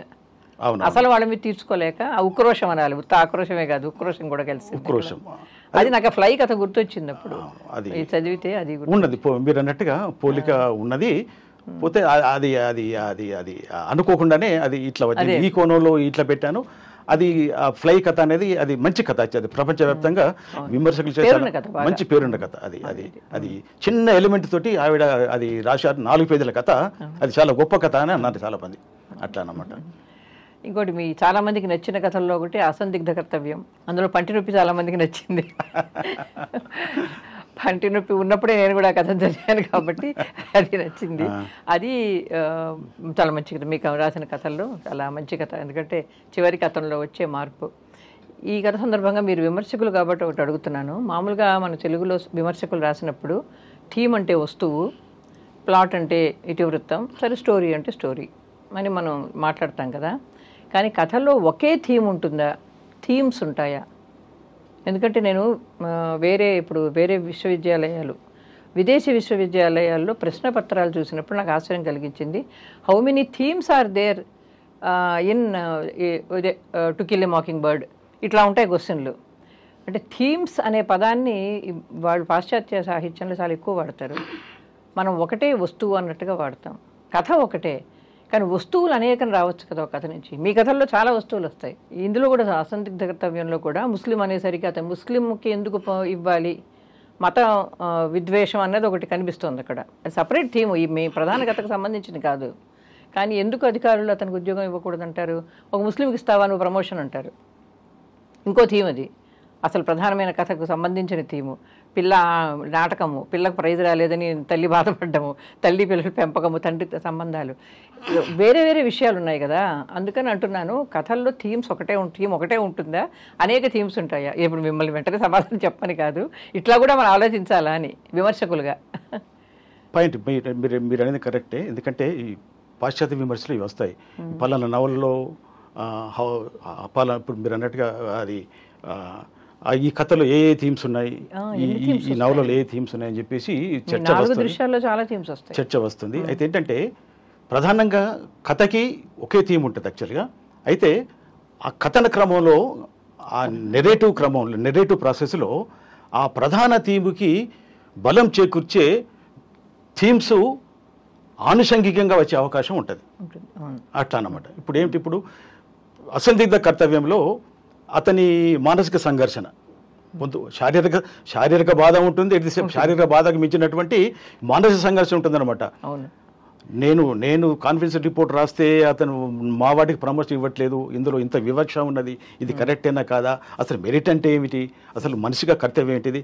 యాక్చువల్లీ ఇది ఇమాన్యుయల్ కాంట్ రాసిన ద కేటగిరీ ఇంపరేటివ్ రాసి చదివిన తర్వాత నాకు కథ రాయాలనిపించింది యాక్చువల్లీ. ఎందుకంటే అసలు మనిషి నిర్ణయం ఎలా తీసుకోవాలి, అసలు సరైన నిర్ణయం ఏది ధర్మం, ఏది అధర్మం, ఏది సత్యం, ఏది అసత్యం అనేది కేటగిరికల్ ఇంపరేటివ్లో ఆయన ఇమాన్యుయల్ కాంట్ బాగా చర్చిస్తాడనమాట.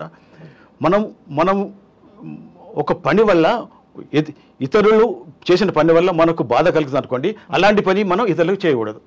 ఇది నీతి. అది మహాభారతంలో విధులు నీతిలో దాన్ని మరో రకంగా ఇమాన్యుయల్ కాంట్ చెప్పారు. ది క్రిటిక్ ఆఫ్ ప్యూరిజంలో అదే చెప్తారు అనమాట. అందులో అదే కేటగిరికల్ ఇంపరేటివ్. అసలు మనిషిగా మన కర్తవ్యం ఏంటిది అని అంటే మనం అది పాటించాలి.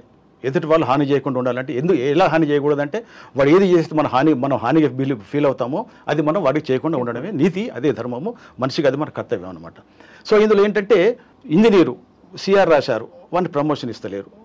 సో దానికి ఎందుకు కారణం అంటే ఇక సమాజంలో ఇవన్నీ ఉన్నాయన్నమాట. కుల వివక్ష ఉన్నది, మత వివక్ష ఉన్నది, ఆశ్రిత పక్షపాతం ఉన్నది, ఇవన్నీ ఉన్నాయి. సో ఇవన్నిటినీ చెప్తూ చివరికి అసలు మనిషి ఆ నాటకం అది అది అది అది ఒక కథలో మళ్ళీ ఉపకథలాగా 2-3 ఎపిసోడ్స్ నాటకం. ఆ నాటకం నీల్ గ్రాంట్ రాసిన ద లాస్ట్ వార్ అనే నాటిక, అది ఏకాంకి ఒకటి ఉంది, అది నేను చదివాను. ఆ నాటికను ఇందులో పెట్టాలనిపించింది. దీన్ని ప్యారలల్గా అది పెడుతూ నేను తీసుకొచ్చాను అనమాట. సో మీరు అన్నట్టుగా ప్రధాన థీమ్కి ఆనుషంగికంగా మరికొన్ని థీమ్స్ ఒకే కథలో ఉండే అవకాశం ఉంది. మన విమర్శ కూడా అట్లా చేయాలేమో అని, మనం చేయడం లేదేమో అని. విమర్శకులు ఒక పుస్తకాన్ని వివేచించే క్రమంలో ఆ కోణాలు కూడా పరిశీలించాలి నేను అంటాను. అందుకని ఈ కథలో చిన్నప్పుడు తల్లి కొట్టిన దెబ్బకు వచ్చిన పంటి నొప్పి పునరావృతం అవ్వడం, కర్తవ్యాన్ని గుర్తు చేయడం అన్నమాట. అది చాలా బాగా తీసుకొచ్చారు. ఇది తల్లి ఎందుకు కొట్టింది, తన పంటి నొప్పి ఎందుకు వచ్చింది, సో ఆ పంటి నొప్పి గురించి నేను బాగా నేను ఆ డెంటిస్ట్రీలో ఒక రీడర్స్ డైజెస్ట్లో ఒక ఆర్టికల్ చదివాను అనమాట. ఈ పంటి నొప్పి ఎందుకు వస్తుందని చెప్పి ఒక డెంటిస్ట్ రాశాను అనమాట. నేను పంటి నొప్పి సఫర్ అయ్యాను. ఈ రిజార్ప్షన్ అనే టర్మ్ అక్కడే చూశాను నేను. అది మన డెంటిస్ట్ అల్లే కానీ నేను ఆ రీడర్స్ డైజెస్ట్ వ్యాసంలో చదివాను. రిజార్ప్షన్ అంటారు దాన్ని. చిన్నప్పుడు తాకిన దెబ్బకి అట్లా అవుతుందని చెప్పి అది కథానాయకునికి ఆపాదించి నేను ఆ కథ రాశాను. నేను పంటి నొప్పితో సఫర్ అయ్యాను కాబట్టి పంటి నొప్పి బాధ ఎలా ఉంటుందో నేను ఆ యాత్ర నేను అనుభవించాను కాబట్టి పళ్ళ చక్రం గిరిన తిరుగుతున్నట్టు రక్తంలో ఇనుపరాజను ఉడుకుడు ప్రవహిస్తున్నాడు అవన్నీ పెట్టాను అనమాట. అవన్నీ ఏంటంటే ఆబ్జెక్టివ్ కొరిలేటర్స్ అనమాట పెట్టాను అనమాట. సో ఆ కథ బాగా వచ్చింది. మీరు అన్నట్టుగా ఇప్పుడు థీమ్స్ ఉండే అవకాశం ఉన్నది. ఇప్పుడు మీరు అన్నట్టు టు కిల్ ఏ మకింగ్ బర్డ్, అది హార్పర్లీ రాసిన నవల. అది గొప్ప నవల యాక్చువల్గా. అది దానిలో ఎన్ని రకాల థీమ్స్ ఉన్నాయి, అందులో వర్ణ వివక్ష, అందులో చైల్డ్ సైకాలజీ గమ్మత్తు. అసలు 6 years ఏజ్ బాలిక దృష్టికొని కథ నడపడం అనేది అది చాలా విచిత్రం. నాకు ఆశ్చర్యం వేసింది. వాళ్ళు అందులోనూ రేపుని తండ్రి వివరిస్తాడు కూతురికి. అది చాలా గొప్ప విషయం. అది సింపుల్ టర్మ్స్ లోపల ఆ పిల్ల అడగడము, ఇటు చెప్పడము. తర్వాత నవల ప్రత్యేకత ఏంటంటే 60% నవల వరకు కూడాను మనకేం అర్థం కాదు. దాని కోర్ సబ్జెక్టు 40% తర్వాత ఉంటుంది అనమాట. చాలా మంది మన వాళ్ళు అంటుంటారు ఏమున్నది పోయి కథ చదివేటప్పుడు 3 pages సరిపోతుందని అనుకుంటారు. అది తప్పు. అది ఆమూలాగ్రం చదివితేనే దాని సారాన్ని, దాని మెరిట్ని మనం పట్టగలం అని నేను అనుకుంటున్నాను. దాని బెస్ట్ ఎగ్జాంపుల్ ఇది to kill A mocking bird. నేను ఆశ్చర్యపోయినా అంత గొప్ప నవల ఎట్లయిందని చెప్పేసి. నేను ఆసక్తిగా నేను పట్టు విడకు చదువుకుంటూ పోయినాను. 60% తర్వాత నాకు అసలు కోరు బయటపడింది. గొప్ప నవల, గొప్ప సినిమాగాను తీశారు. అందులో చాలా థీమ్స్ ఉన్నాయి. అదన్నమాట ఆవిడ రాసిన ఏకైక నవల. ఆమె మరొక నవల రాసింది కానీ అది సక్సెస్ కాలేదు. అసలు అది ఆవిడ రాసిన కదా తెలియదట. తర్వాత వచ్చింది కదా, తర్వాత దీనిలో వెలుగులోకి వచ్చింది. అది సరే, గొప్ప నవల అది. సో అట్లా ఇప్పుడు థీమ్స్ అండ్ థీమ్ గురించి నాకు తెలిసిన విషయం మీకు చెప్పాను. అది అదే అంటే మీరైతే కొంచెం స్పష్టత ఇవ్వగలరని అడిగాను. ఇది నన్ను తొలి చేస్తున్న ప్రశ్న కాబట్టి మిమ్మల్ని అడిగాను అలా చేయొచ్చు అనేది. కాకపోతే మీరు రాసిన ఇవి అంటే నిశ్చలన చిత్రం అనే కథ కూడా రాశారు. అంటే మీకు చిత్రకళ మీద కూడా కొంచెం అభినివేశము, ఆసక్తి ఉన్నాయా? చిత్రకళ మీద నాకు అభినివేశం ఉన్నది. నేను చిన్నప్పుడు బొమ్మలు వేసేవాడిని. నాకు డ్రాయింగ్లో ప్రైజ్ కూడా వచ్చింది. అది అయితే ఫోటోగ్రఫీలో నాకు పరిచయం లేదు. అయితే నేను స్టూడెంట్ లైఫ్లో ఉన్నప్పుడు నాకు తెలిసిన ఫోటోగ్రాఫర్ మిత్రు దగ్గర సమయం గడిపేవాడిని. ఆ స్టూడియోలో ఫోటో ఎలా తీస్తారు, ఆ కెమెరా అప్పుడు బ్లాక్ అండ్ వైట్ ఫోటోలే. అప్పుడు ఇట్లా ముసుగు వేసి ఇట్లా తీసేవాళ్ళు కదా. ఆ డార్క్ రూమ్లో దాన్ని డెవలప్ చేస్తారో అవి నాకు కొంచెం ప్రాథమిక అవగాహన ఉంది. కాబట్టి నేను అది ఏంటంటే ఫోటోగ్రఫీతో కొంచెం పరిచయం ఉంది. అంటే నేను ఫోటోగ్రాఫర్ కాదు, ఫోటోగ్రఫీ వృత్తికి సంబంధించిన విషయాలు తెలుసుకున్నాను. తర్వాత నేను ఫోటోగ్రఫీ ఆ కథ రాసే ముందు అసలు ఈ మాదక ద్రవ్యాలకు ఎలా ఎందుకు అలవాటు పడతారు, దాని ప్రభావం ఎలా ఉంటుంది, తర్వాత ఈ ఫోటోగ్రఫీ న్యూడ్ ఫిలిమ్స్ గురించి, న్యూడ్ ఫోటోగ్రఫీ మీద కూడా 2-3 ఆర్టికల్స్ చదివినాను నేను. అది ఎందులోనంటే ఇల్లస్ట్రేటెడ్ వీక్లీ ఆఫ్ ఇండియాలో చదివిన తర్వాత నాకు అనిపించింది. అప్పుడు నేను కొందరు విక్టిమ్స్ చూశాను ఈ మాదక ద్రవ్యాలు బలైన వాళ్ళను. మా ఫ్రెండ్ డాక్టరు, మా చిన్ననాటి మిత్రుడు డాక్టరు. వాడి ఫ్రెండు ఒకసారి మాకు చాలా ఆత్మీయుడయ్యాడు. మరోసారి సందర్భం కనబడలేదు. ఏమైంది మీ మిత్రుడు అని అంటే వాడు చనిపోయాడు అని. ఎందుకు చనిపోయాడంటే ఈ వాజ్ డ్రగ్ అడిక్ట్ అని అన్నాడు. అరే వాడు డాక్టర్ అయింది డ్రగ్ అడిక్ట్ ఎట్లయినాడంటే వాడు అలవాటు పడ్డాడు, చనిపోయాడు అని చెప్పాడు. సో డ్రగ్స్ ఇంత ప్రభావం చూపిస్తాయని చెప్పేసి నేను ఆసక్తిగా ఆ డ్రగ్ అడిక్షన్ గురించి కొన్ని ఆర్టికల్ చదివిన తర్వాత ఆ ఫోటోగ్రఫీకి సంబంధించిన కొన్ని అవగాహనతోటి ఆ డ్రగ్ అడిక్షన్ ఉన్నటువంటి కథలు ఊహించి నేను ఆ కథ రాశాను. ఆ కథ గమ్మత్తుగా వచ్చింది. ఆ చాలా విచిత్రం.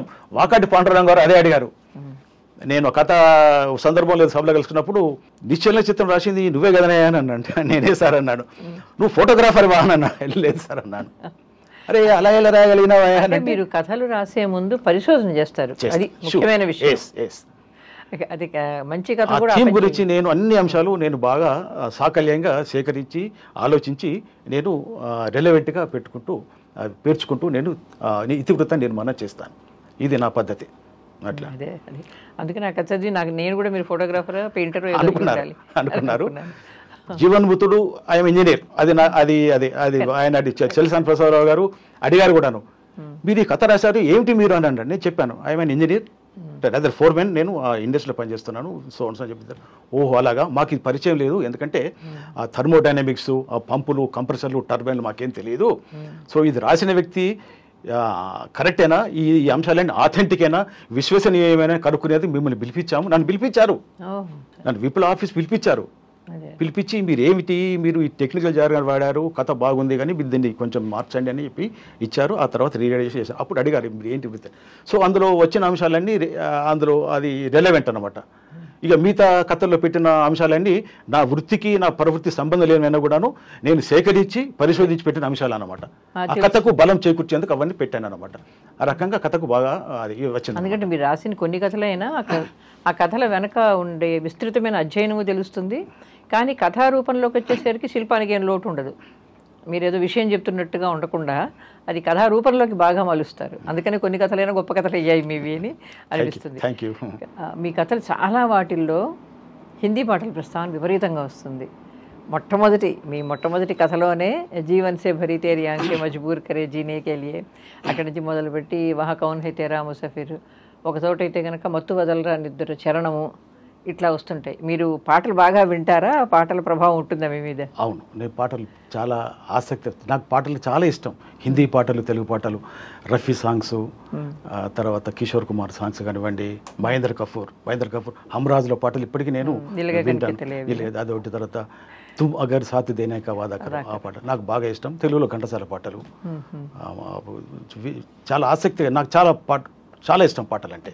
నేను ఇప్పుడు తీరిక లేదు కానీ నేను మొదట్లో రేడియో ముందు కూర్చొని పాటలు చాలా వినేవాడిని.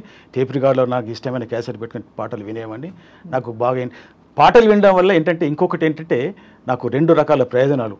ఇటు మానసిక ఉల్లాసము, తర్వాత తృప్తి, సంతోషంతో పాటు భాష, ఎస్పెషల్లీ తెలుగు పాటల్లో భాష కూడా ప్రావీణ్యత పెంచుకునే అవకాశం కూడా ఉంది. పాత సినిమా పాటల్లో అద్భుతమైన భాష, మల్లీశ్వరి పాటల్లో కానివ్వండి, సో నేను ఆ భాష కోసం కూడా నేను పాటలు మళ్ళీ విన్నాను కూడా. సో మొత్తానికి పాటలు నాకు చాలా ఇష్టం. కాబట్టి అప్పుడు సందర్భం వచ్చే చోటల్లా నేను నా కథల్లో ఆ పాటలు పెట్టాను, సందర్భాన్ని బట్టి. ఆ సంవత్సరంలో హిట్ అయిన పాటలు కూడా అక్కడక్కడ పాటు తబు అజయ్ దేవగన్ సినిమాలో పాట కూడా పెట్టారు. అవునవును. అదే కాబట్టి నేను ఆశ్చర్యపోయాను, ఇలాంటి పాటలు కూడా ఆయన కోట్ చేశారని ఆశ్చర్యపోయాను. అంటే మీరు బాగా రెగ్యులర్గా పాటలు వింటారు? బాగా వింటాను, బాత్రూంలో పాటలు పాడతాను కూడా. ఇక్కడ పాడరు? మీ విమర్శ గ్రంథం జిక్చక్రం అయితే ఓ పెద్ద పెన్నిధి అని అనుకోవాలి దాన్ని. అయితే దాన్ని ఎంతమంది అంత బాగా చదివి అర్థం చేసుకోగలిగారు? ఎందుకంటే దానిలో మీరు ప్రస్తావించినవి చూడాలి అంటే ఆ పుస్తకాలకు వెళ్ళాలి అనిపిస్తుంది, మూలాలకి. మీరు చాలా పుస్తకాలని కోట్ చేస్తారు కాబట్టి వాటిలోకి వెళ్ళి చూస్తే తప్ప పూర్తిగా మీ వ్యాసం అర్థం కాదేమో కూడా. అంటే చదువరులను ఇంకా చదువరులుగా చేయడానికి మీరు ప్రయత్నించారు దిక్చక్రం ద్వారా అనిపిస్తుంది. అందులో మాంత్రిక వాస్తవికత మీద దాన్ని 2-3 పేర్లు ఉన్నాయి అనుకోండి, మ్యాజిక్ రియలిజంకి. అలాగే మాంత్రిక వాస్తవికత అనుకుంటే దాని మీద కొంచెం అదొకటి, అస్తిత్వవాదం ఒకటి. ఈ రెండింటి మీద మీరు స్పష్టత చాలా వరకు ఇవ్వగలిగారనిపించింది నాకు. అయితే మాంత్రిక వాస్తవికతను మన తెలుగు వాళ్ళు పెట్టాము అనుకుంటున్న కథల్లో ఉన్నాయా? విమర్శకులు రాసేస్తున్నారు మ్యాజికల్ రియలిజము, అదే మనం మాంత్రిక వాస్తవికత అంటున్నాము. ఆయన ఇస్మాయిల్ గారు ఐంద్రజాలిక వాస్తవికత అని పేరు పెట్టారు. దానికంటే సింపుల్గా మ్యాజికల్ రియలిజం అని అంటున్నాము. ఇది ఇంతకుముందు వాడారు అని చెప్పి మన వాళ్ళు కొందరు విమర్శకులు అన్నారు. విశ్వనాథ సత్యనారాయణ గారి కథల్లో ఉన్నది, శ్రీపాద వారి కథల్లో ఉన్నది, ఫలానా వారి కథల్లో ఉన్నది అని అన్నారు. కానీ అది కరెక్ట్ కాదు. నేను ఈ వ్యాసంలో అవి అలాంటి అభిప్రాయాన్ని నేను ఖండించాను. ఏంటంటే మాంత్రిక మ్యాజికల్ రియలిజంలో ఈ అద్భుత చిత్రణ, ఫ్యాంటసీ అనేది ఉంటుంది. కానీ వాళ్ళు లాటిన్ అమెరికన్ రైటర్స్ ఆ మ్యాజికల్ రియలిజం అనేది ఆ టెక్నిక్ ఉపయోగించిన కారణాలు వేరే, వాళ్ళ ఉద్దేశం వేరే. యాక్చువల్గా అంటే వాస్తవికతను మరింత బలంగా చెప్పడానికి అద్భుతాన్ని వాడుకున్నారు. వేరే లోకాన్ని సృష్టించడానికి కాదు, హ్యారీ పాటర్ లోకాన్ని సృష్టించడానికి కాదు. మన వాళ్ళు పారలౌకిక చింతనలు అవన్నీ ఏదో వాస్తవికతే దాని ముఖ్యం. అక్కడ ముఖ్యం మ్యాజిక్ అనేది ఇంకా బాగా వాస్తవికత మనకు ప్రగాఢంగా నాటుకోవడం కోసం వాడేది. మార్క్వెజ్ నవళ్ళు అన్నీ అంతే కదా.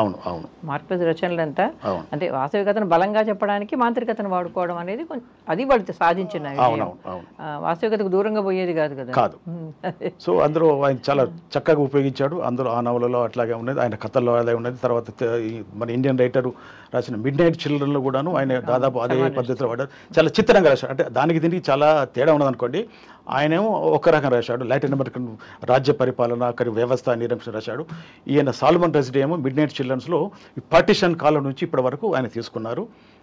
సలీం సినాయి అనే పాత్ర కోణంలోంచి పాకిస్తాన్ ఆవిర్భావం, ఈ ఆవిర్భావం తీసుకున్నాడు. అంటే పిల్లవాడికి దూరదృష్టి ఉండి కథ చెప్పుకుంటూ పోతాడన్నమాట. అంటే అది ఒక రకమైన ఫ్యాంటసీయే.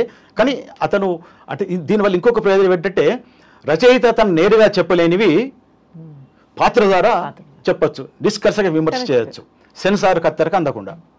ఇది దాని వ్యూహం. మన వాళ్ళు నేరుగా ప్రభుత్వం విమర్శిస్తే కత్తెర పెట్టేది చేతలు. ఇప్పుడు వినయ్ కుమార్ సింగ్ గారి పుస్తకాన్ని ప్రభుత్వం 2 ఏళ్ళు ఆపినట్టుగా 2 చాప్టర్లు తీసేయమన్నట్టుగా అట్లా ఉంటుందన్నమాట. సో మ్యాజికల్ రిలీజం అది ఎందుకు పాపులర్ అయిందంటే ఇది అన్నమాట కారణం. అందులో అది వాస్తవికతను మరింత హత్తుకు వెళ్ళి చెప్పేందుకు మ్యాజిక్ అండ్ రిలీజం పక్కనే సహవాసం చేస్తాయి అన్నమాట. అందుకనే మా వ్యాసంలో 3-4 పారాగ్రాఫ్స్ పెట్టాను, అసలు వాస్తవికత ఎలా ఉంటుందని చెప్పాను నేను. అందులో చర్చలు కానీ పిలిపించి అందరినీ ఫైరింగ్ చేస్తారనమాట.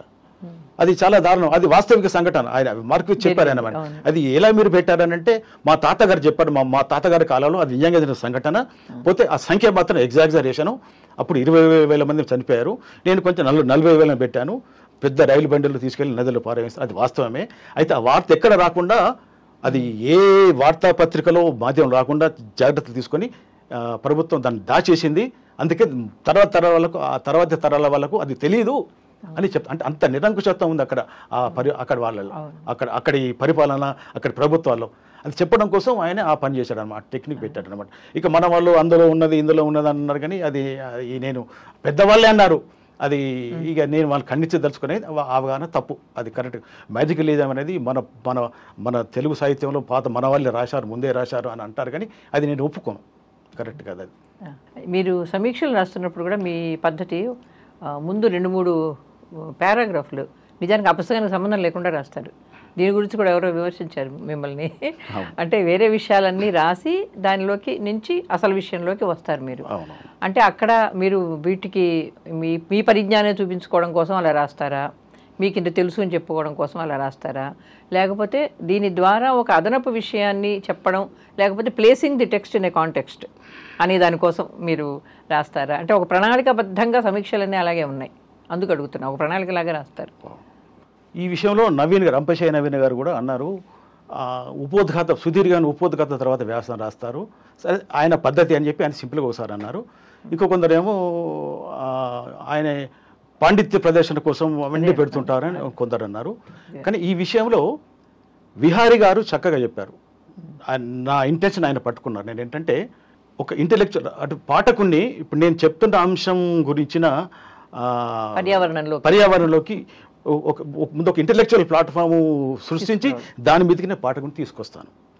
దానివల్ల ఏంటంటే అది పాఠకునికి అది బాగా అది బాగా అట్రాక్ట్ అవుతుంది. తర్వాత అందులోకి సబ్జెక్టులోకి ప్రవేశించడానికి ఈజీగా ఉంటుంది నా ఉద్దేశం అన్నమాట. అట్లా అన్నమాట.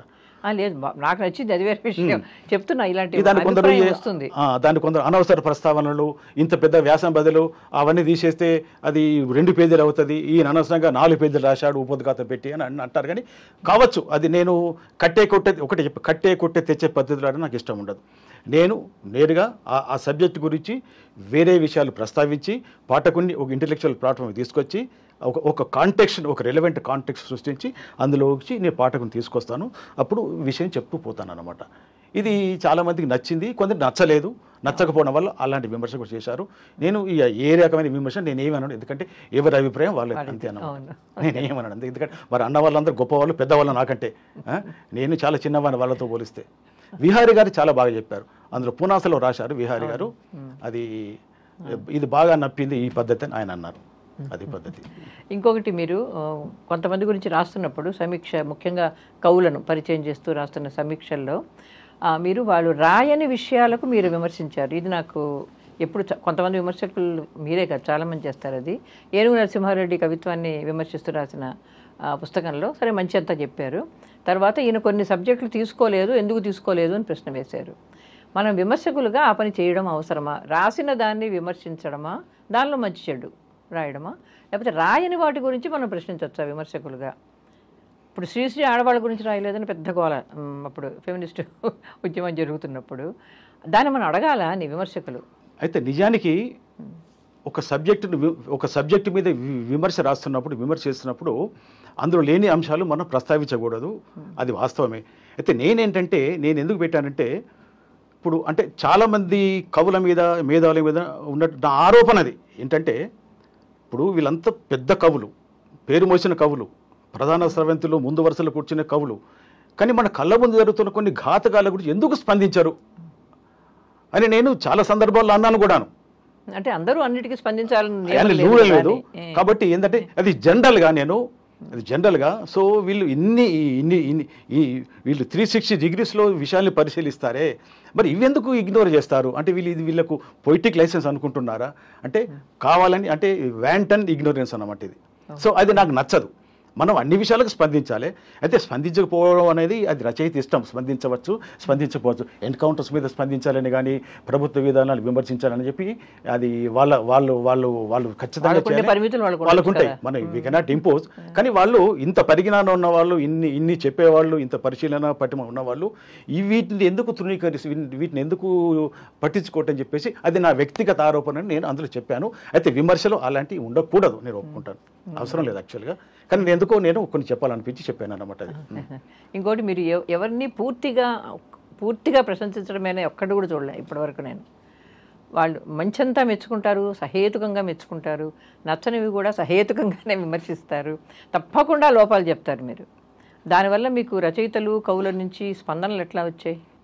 మిశ్రమ స్పందనలు. కొందరు ఏంటంటే బాగా రాశారు కానీ మీరు చివరికి మళ్ళా ఏదో అన్నారు సార్ అని చెప్పి కొందరు వచ్చుకున్నారు, అట్లా ఉండదు. కొందరేమో చాలా బ్యాలెన్స్డ్గా రాశారండి, బాగున్నదని అన్నారు.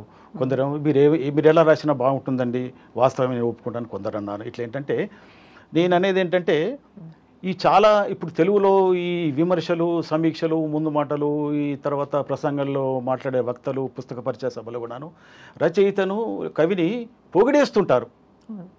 అద్భుతమైన రచన, గొప్ప కవిత్వము, ఇంత మంచి పుస్తకం ఇంతవరకు రాలేదు, దీనికి ఆ అవార్డు రావాలి, దీనికి ఈ పేరు రావాలి, రకరకాలుగా అంత అతిశయోక్తులు చెప్తూ రాస్తాను. నాకు అది ఇష్టం ఉండదు. ఏంటంటే సరే మనం సభల్లో మాట్లాడేటప్పుడు మాట్లాడతాం, ఎందుకంటే అది సభా మర్యాద అనొచ్చు. కానీ రాసేటప్పుడు మాత్రం కొంచెం అది రికార్డులో ఉంటుంది కదా. ఇప్పుడు ఏంటంటే మనం పుస్తకాన్ని ముందు మాట రాసేటప్పుడు కానీ, సమీక్ష రాసేటప్పుడు కానీ, ఏదైనా విమర్శ రాసేటప్పుడు కానీ అంతా బాగుంది అని అంటే ఇక అతను మారేదెప్పుడు? ఒక రచయిత, ఇప్పుడు ఏ ఒక్క రచయిత రాసింది, ఏ కవి రాసిన కవిత సమగ్రం కాదు, అది ఫుల్ ప్రూఫ్ కాదు, అంత తప్పకుండా లోపాలు ఉంటాయి. అయితే లోపాలను ఎత్తడమే విమర్శ పని కాదు, అందులోని మెరిట్స్ని మనం ప్రశంసిస్తూనే అందులోని మిస్టేక్స్, అందులోని ఫాల్ట్స్ కూడా మనం ఎత్తి చూపాలి. ఎత్తి చూపినప్పుడే అతను తెలుసుకుంటాడు, నేర్చుకుంటాడు, అధ్యయనం చేస్తాడు. అతను రాసింది అంతా బాగానే ఉందనంటే ఇక అతను మారేదెప్పుడు? అతను అధ్యయనం చేయడిగా ఆ కాంపల్సెన్సీ తలకెక్కుతుంది, వాళ్ళు మారరు. అది నాకు ఇష్టం. చాలామంది తెలుగు సాహిత్యంలో చాలామంది కవులు, రచయితలకు ఈ మన మన మన మన మేధావులు, మన పీఠాధిపతులు ఇచ్చిన కితాబుల వల్లనే వాళ్ళకు హాని జరిగింది. వాళ్ళు ఎదగడం లేదు. ఒప్పుకుంటా. అరే పలానా ఆయన నా కవిత్వం గొప్పదన్నాడు, నా కథల పుస్తకం అద్భుతమైన కథల పుస్తకం అన్నాడు, ఇక నేను చదివేది ఏమున్నది అని చెప్పేసి ఆయన చాలా ఇదైపోతున్నాడు. ఇట్లా ఉంటాయన్నమాట వాళ్ళే. అది హాని చేసి తెలుగు హాని చేస్తున్నది, అది నాకు నచ్చదు. కాబట్టి నేను నా రచనల్లో, నా విమర్శల్లో, నా సమీక్షలో కానివ్వండి, నేను అందులోని మెరిట్స్ మెచ్చుకుంటూనే ఇట్లా కాకుండా ఉంటే ఇట్లా ఉంటుందని చెప్పి నేను చేస్తాను. మొన్న నల్ల పద్యం కిషన్ మీద రాశాను. ఆయన నా మిత్రుడు, సార్ మీరు రాస్తేనే బాగుంటుంది, మరి నా పద్ధతి నీకు తెలుసు కదా మరి అంటే, ఆయన పర్లేదు సార్ మీరు రాయండి అన్నాడు. నేను రాశాను, బ్యాలెన్స్డ్ రాశాను. అందులో కొన్ని పాయింట్స్ అవి ఉండకుండా ఉంటే బాగుండేది, కొన్ని పోయమ్స్ తీసేసిన పర్వాలేదు, అందులో కొన్ని రకాల ఆప్షన్స్ వదిలించుకోవాలని చెప్పేసి నేను అన్నాను. మెరిట్స్ మెచ్చుకున్నాను, అతను సంతోషించాడు. సో అదొక్క కోణం. అయితే నేను మీరన్నట్టుగా ఏ ఒక్క రచనని నేను సంపూర్ణంగా ప్రశంసించలేదు అని కొందరు అన్నారు. మీరు అన్నట్టుగా నేను సంపూర్ణంగా బ్లైండ్గా నేను సమర్థించాను, ప్రశంసించాను. నేను అందులో లోపాలు కూడా ఎత్తి చూపుతాను, అది నా నైజము. దానికి అంగీకరించే వాళ్ళే నన్ను అప్రోచ్ అవుతారు, రాయించుకుంటారు. అలాంటి వాళ్ళకి నేను రాస్తాను, అట్లా అన్నమాట. మీరు ఒక చోట ఒక మాట అన్నారు, చివరిగా అడుగుతున్నా, మీకు ఇష్టమైన రచయితలు మీద మీరు రాయనే లేదని ఒక చోట ఎక్కడో అన్నారన్నమాట. ఎవరు వాళ్ళు, మీరు ఎందుకు రాయలేదు, ఇకపైన రాస్తారా? రాస్తాను. మునిపల్లె రాజు గారు ఎందుకో ఆయనకు నేనంటే బాగా వాత్సల్యం. చాలా సభలు కలిశాము. ఆయన చివరి పుస్తకం ఆయన వేశారు. దాని మీద నాకు పంపించి 2 సార్లు గుర్తు, నా పుస్తకం చదివావా బాబు అని. చదివాను సార్ అన్నాను. తర్వాత ఒక పత్రికాధిపతి చేత అడిగిచ్చారు, సార్ మీరు ఆయన పుస్తకం మీకు ఇచ్చారట, దాని మీద ఒక విపులమైన సమీక్ష రాలేదు, మీరు రాయకూడదా అని అన్నారు. అంటే నేను ఇక రాసే వ్యవధి లేకపోయింది, రాయలేకపోయినాను. సో అంతలో ఆయన పోయారు. ఆ తర్వాత నాకు అనిపించింది పాపం ఆయన ఆ పెద్ద మనిషి పుస్తకం మీద something I should have return అని నాకు అనిపించింది. మీరు ఈ సంవత్సరం రాస్తే బాగుంటుంది, ఆయన శత జయంతి ఈ సంవత్సరం. ఓహోహో, మోయిపల్లి రాజు గారి శత జయంతి. అలాగా, అందుకని ఇప్పుడు రాస్తే నేను పరిశీలిస్తాను. ఆయన ఒకరు. తర్వాత శశిశ్రీ తిరియగ్రేకకు ప్రైజ్ డిక్లేర్ చేసి నా కథ లేట్గా పోయినా కూడాను దాన్ని జడ్జికి పంపించి నన్ను అభిమానించి కడపకు పిలిపించి సన్మానం చేసి నాకు ప్రైజ్ ఇచ్చారు. సో నేనంటే ఆయన బాగా గౌరవం, చాలా ప్రేమ. ఆయన కూడా రాతి పూలు అనే పుస్తకం పంపి 2 సార్లు గుర్తు చేశారు, సార్ మీరు రాయాలి అంటే రాస్తాను అన్నాను. అప్పుడు నేను ఎందుకు రాయలేకపోయాను. నాకు ఈ ఇద్దరు వ్యక్తుల మీద ఏమి రాయలేకపోయానని నాకు ఇప్పటికీ నాకు వెళ్తే నన్ను బాధిస్తుంది. రావిశాస్త్రి ఇష్టం అన్నారు కదా, రావిశాస్త్రి మీద రాశారా మరి? రావిశాస్త్రి మీద నేను రాయలేకపోయాను. ఎందుకంటే ఒకటి కారణం ఏంటంటే ఆయన మీద చాలా వచ్చింది, చాలా మంది రాశారు, గొప్ప వాళ్ళు రాశారు. ఇక నేను మళ్ళీ కొత్త కోణంలోనే రాసేదేం లేదు అని చెప్పి అనిపించి నేను డ్రాప్ అయ్యాను. అంతే తప్ప నేను రాయలేక కాదు, నాకు రాయడం ఇష్టం లేక కాదనమాట. ఎందుకంటే చాలా ఆయన మీద ఆయన సమగ్ర సాహిత్యం వచ్చింది. ఆయన సాహిత్యాన్ని సమగ్ర కోణం చాలా విపులంగా అన్ని కోణాల నుంచి విశ్లేషించారు, వివేచించారు, విమర్శించారు. కాబట్టి నేను అదనంగా చేసే చేర్పు ఏమి ఉండదు అని చెప్పి నేను రాయలేదు. అంతే తప్ప వేరే కారణం ఏమీ లేదు. మీరు కథలు ఇంకా రాయాలని అనుకుంటున్నారా, లేకపోతే ఆపేసాను అనుకుంటున్నా? రాస్తానండి తప్పకుండా. నేను నాకు రోజు నాకు అదే, నాకు నేను 4 o'clock మెలకు రాగానే అరే నేను ఎందుకు రాయలేకపోతున్నా. Basically I be creative writer. ఆ తర్వాత నేను ట్రాన్స్లేటర్ను, క్రిటిక్ని. నాకు రచయితగానే నాకు పేరున్నది తెలుగు సాహిత్యంలో. నేను రచయితగానే పరిచయం. నేను రాయడం ఆగిపోతే ఎట్లా అని చెప్పేసి, ఆపేస్తే ఎలా అని చెప్పేసి ఆ బాధ నాకు ఎప్పుడూ ఉంటుంది. నాకు పొద్దున లేవగానే నాకు అదే ఆలోచన వస్తుంది. కానీ నాకున్నటువంటి ఈ వ్యక్తిగత ఒత్తిళ్ళు, ఈ పనులు, ఈ ఆర్థిక బాధల వల్ల నేను రాయలేకపోతున్నాను. రాయడానికి బోల్డ్ అండ్ థీమ్స్ నా బుర్రలో ఉన్నాయి. కొన్ని కథలు అసంపూర్తిగా పక్కన పడేశాను, పూర్తి చేయలేక. చేస్తాను త్వరలోనే. నేను కొన్ని పనులన్నీ అయిన తర్వాత తీరిక చేసుకొని త్వరలోనే మళ్ళీ ఒక వాల్యూమ్ వేస్తాను. అంతకంటే ముందు ఒక నవల రాయాలనుకుంటున్నాను. నవలకు కావాల్సిన సామగ్రి కూడా నా బుర్రలో ఉన్నది. దాన్ని ఒక 3-4 నెలలు కూర్చొని నేను నవల. నేను ఆ ప్రశ్న అడుగుదాం అనుకున్న తర్వాత, మీరు నవలలు విపరీతంగా చదివారు. ప్రపంచ సాహిత్యంలో చాలా నవలల్ని మీరు కోట్ చేస్తుంటారు కూడా మీ వ్యాసాల్లో. మీరెందుకు నవల రాయలేదు అని అడుగుదాం అనుకున్నాను. రాస్తాను. అది నా చిరకాల వాంఛ. తప్పకుండా నవల రాస్తాను. సదాశివరావు గారు అదే అడిగినారు, ఎవరెవరో రాస్తున్నారు, ఏదో నవల రాస్తున్నాను, ఎందుకు రాయవయ్యా బాబు అని చెప్పి ఆయన చాలాసార్లు నన్ను మందలిచ్చారు కూడాను, చాలామంది గుర్తు చేశారు కూడాను. నేను తప్పకుండా నవల రాస్తాను. త్వరలోనే నేను మరొక వాల్యూమ్ కథల పుస్తకం వేస్తాను. ఆ తర్వాత నవల కూడా వేస్తానమ్మా.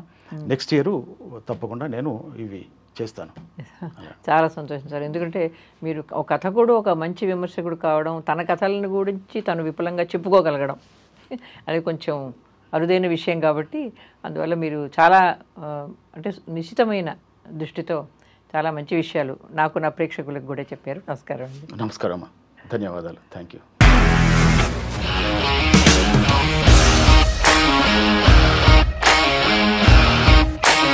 ఇండస్ట్రీలో కమిట్మెంట్ ఇష్యూస్ వస్తే నీకు కూడా వచ్చినట్టు? మార్నింగ్ తీసుకెళ్ళాడంటే కొట్టి పడేశాడు.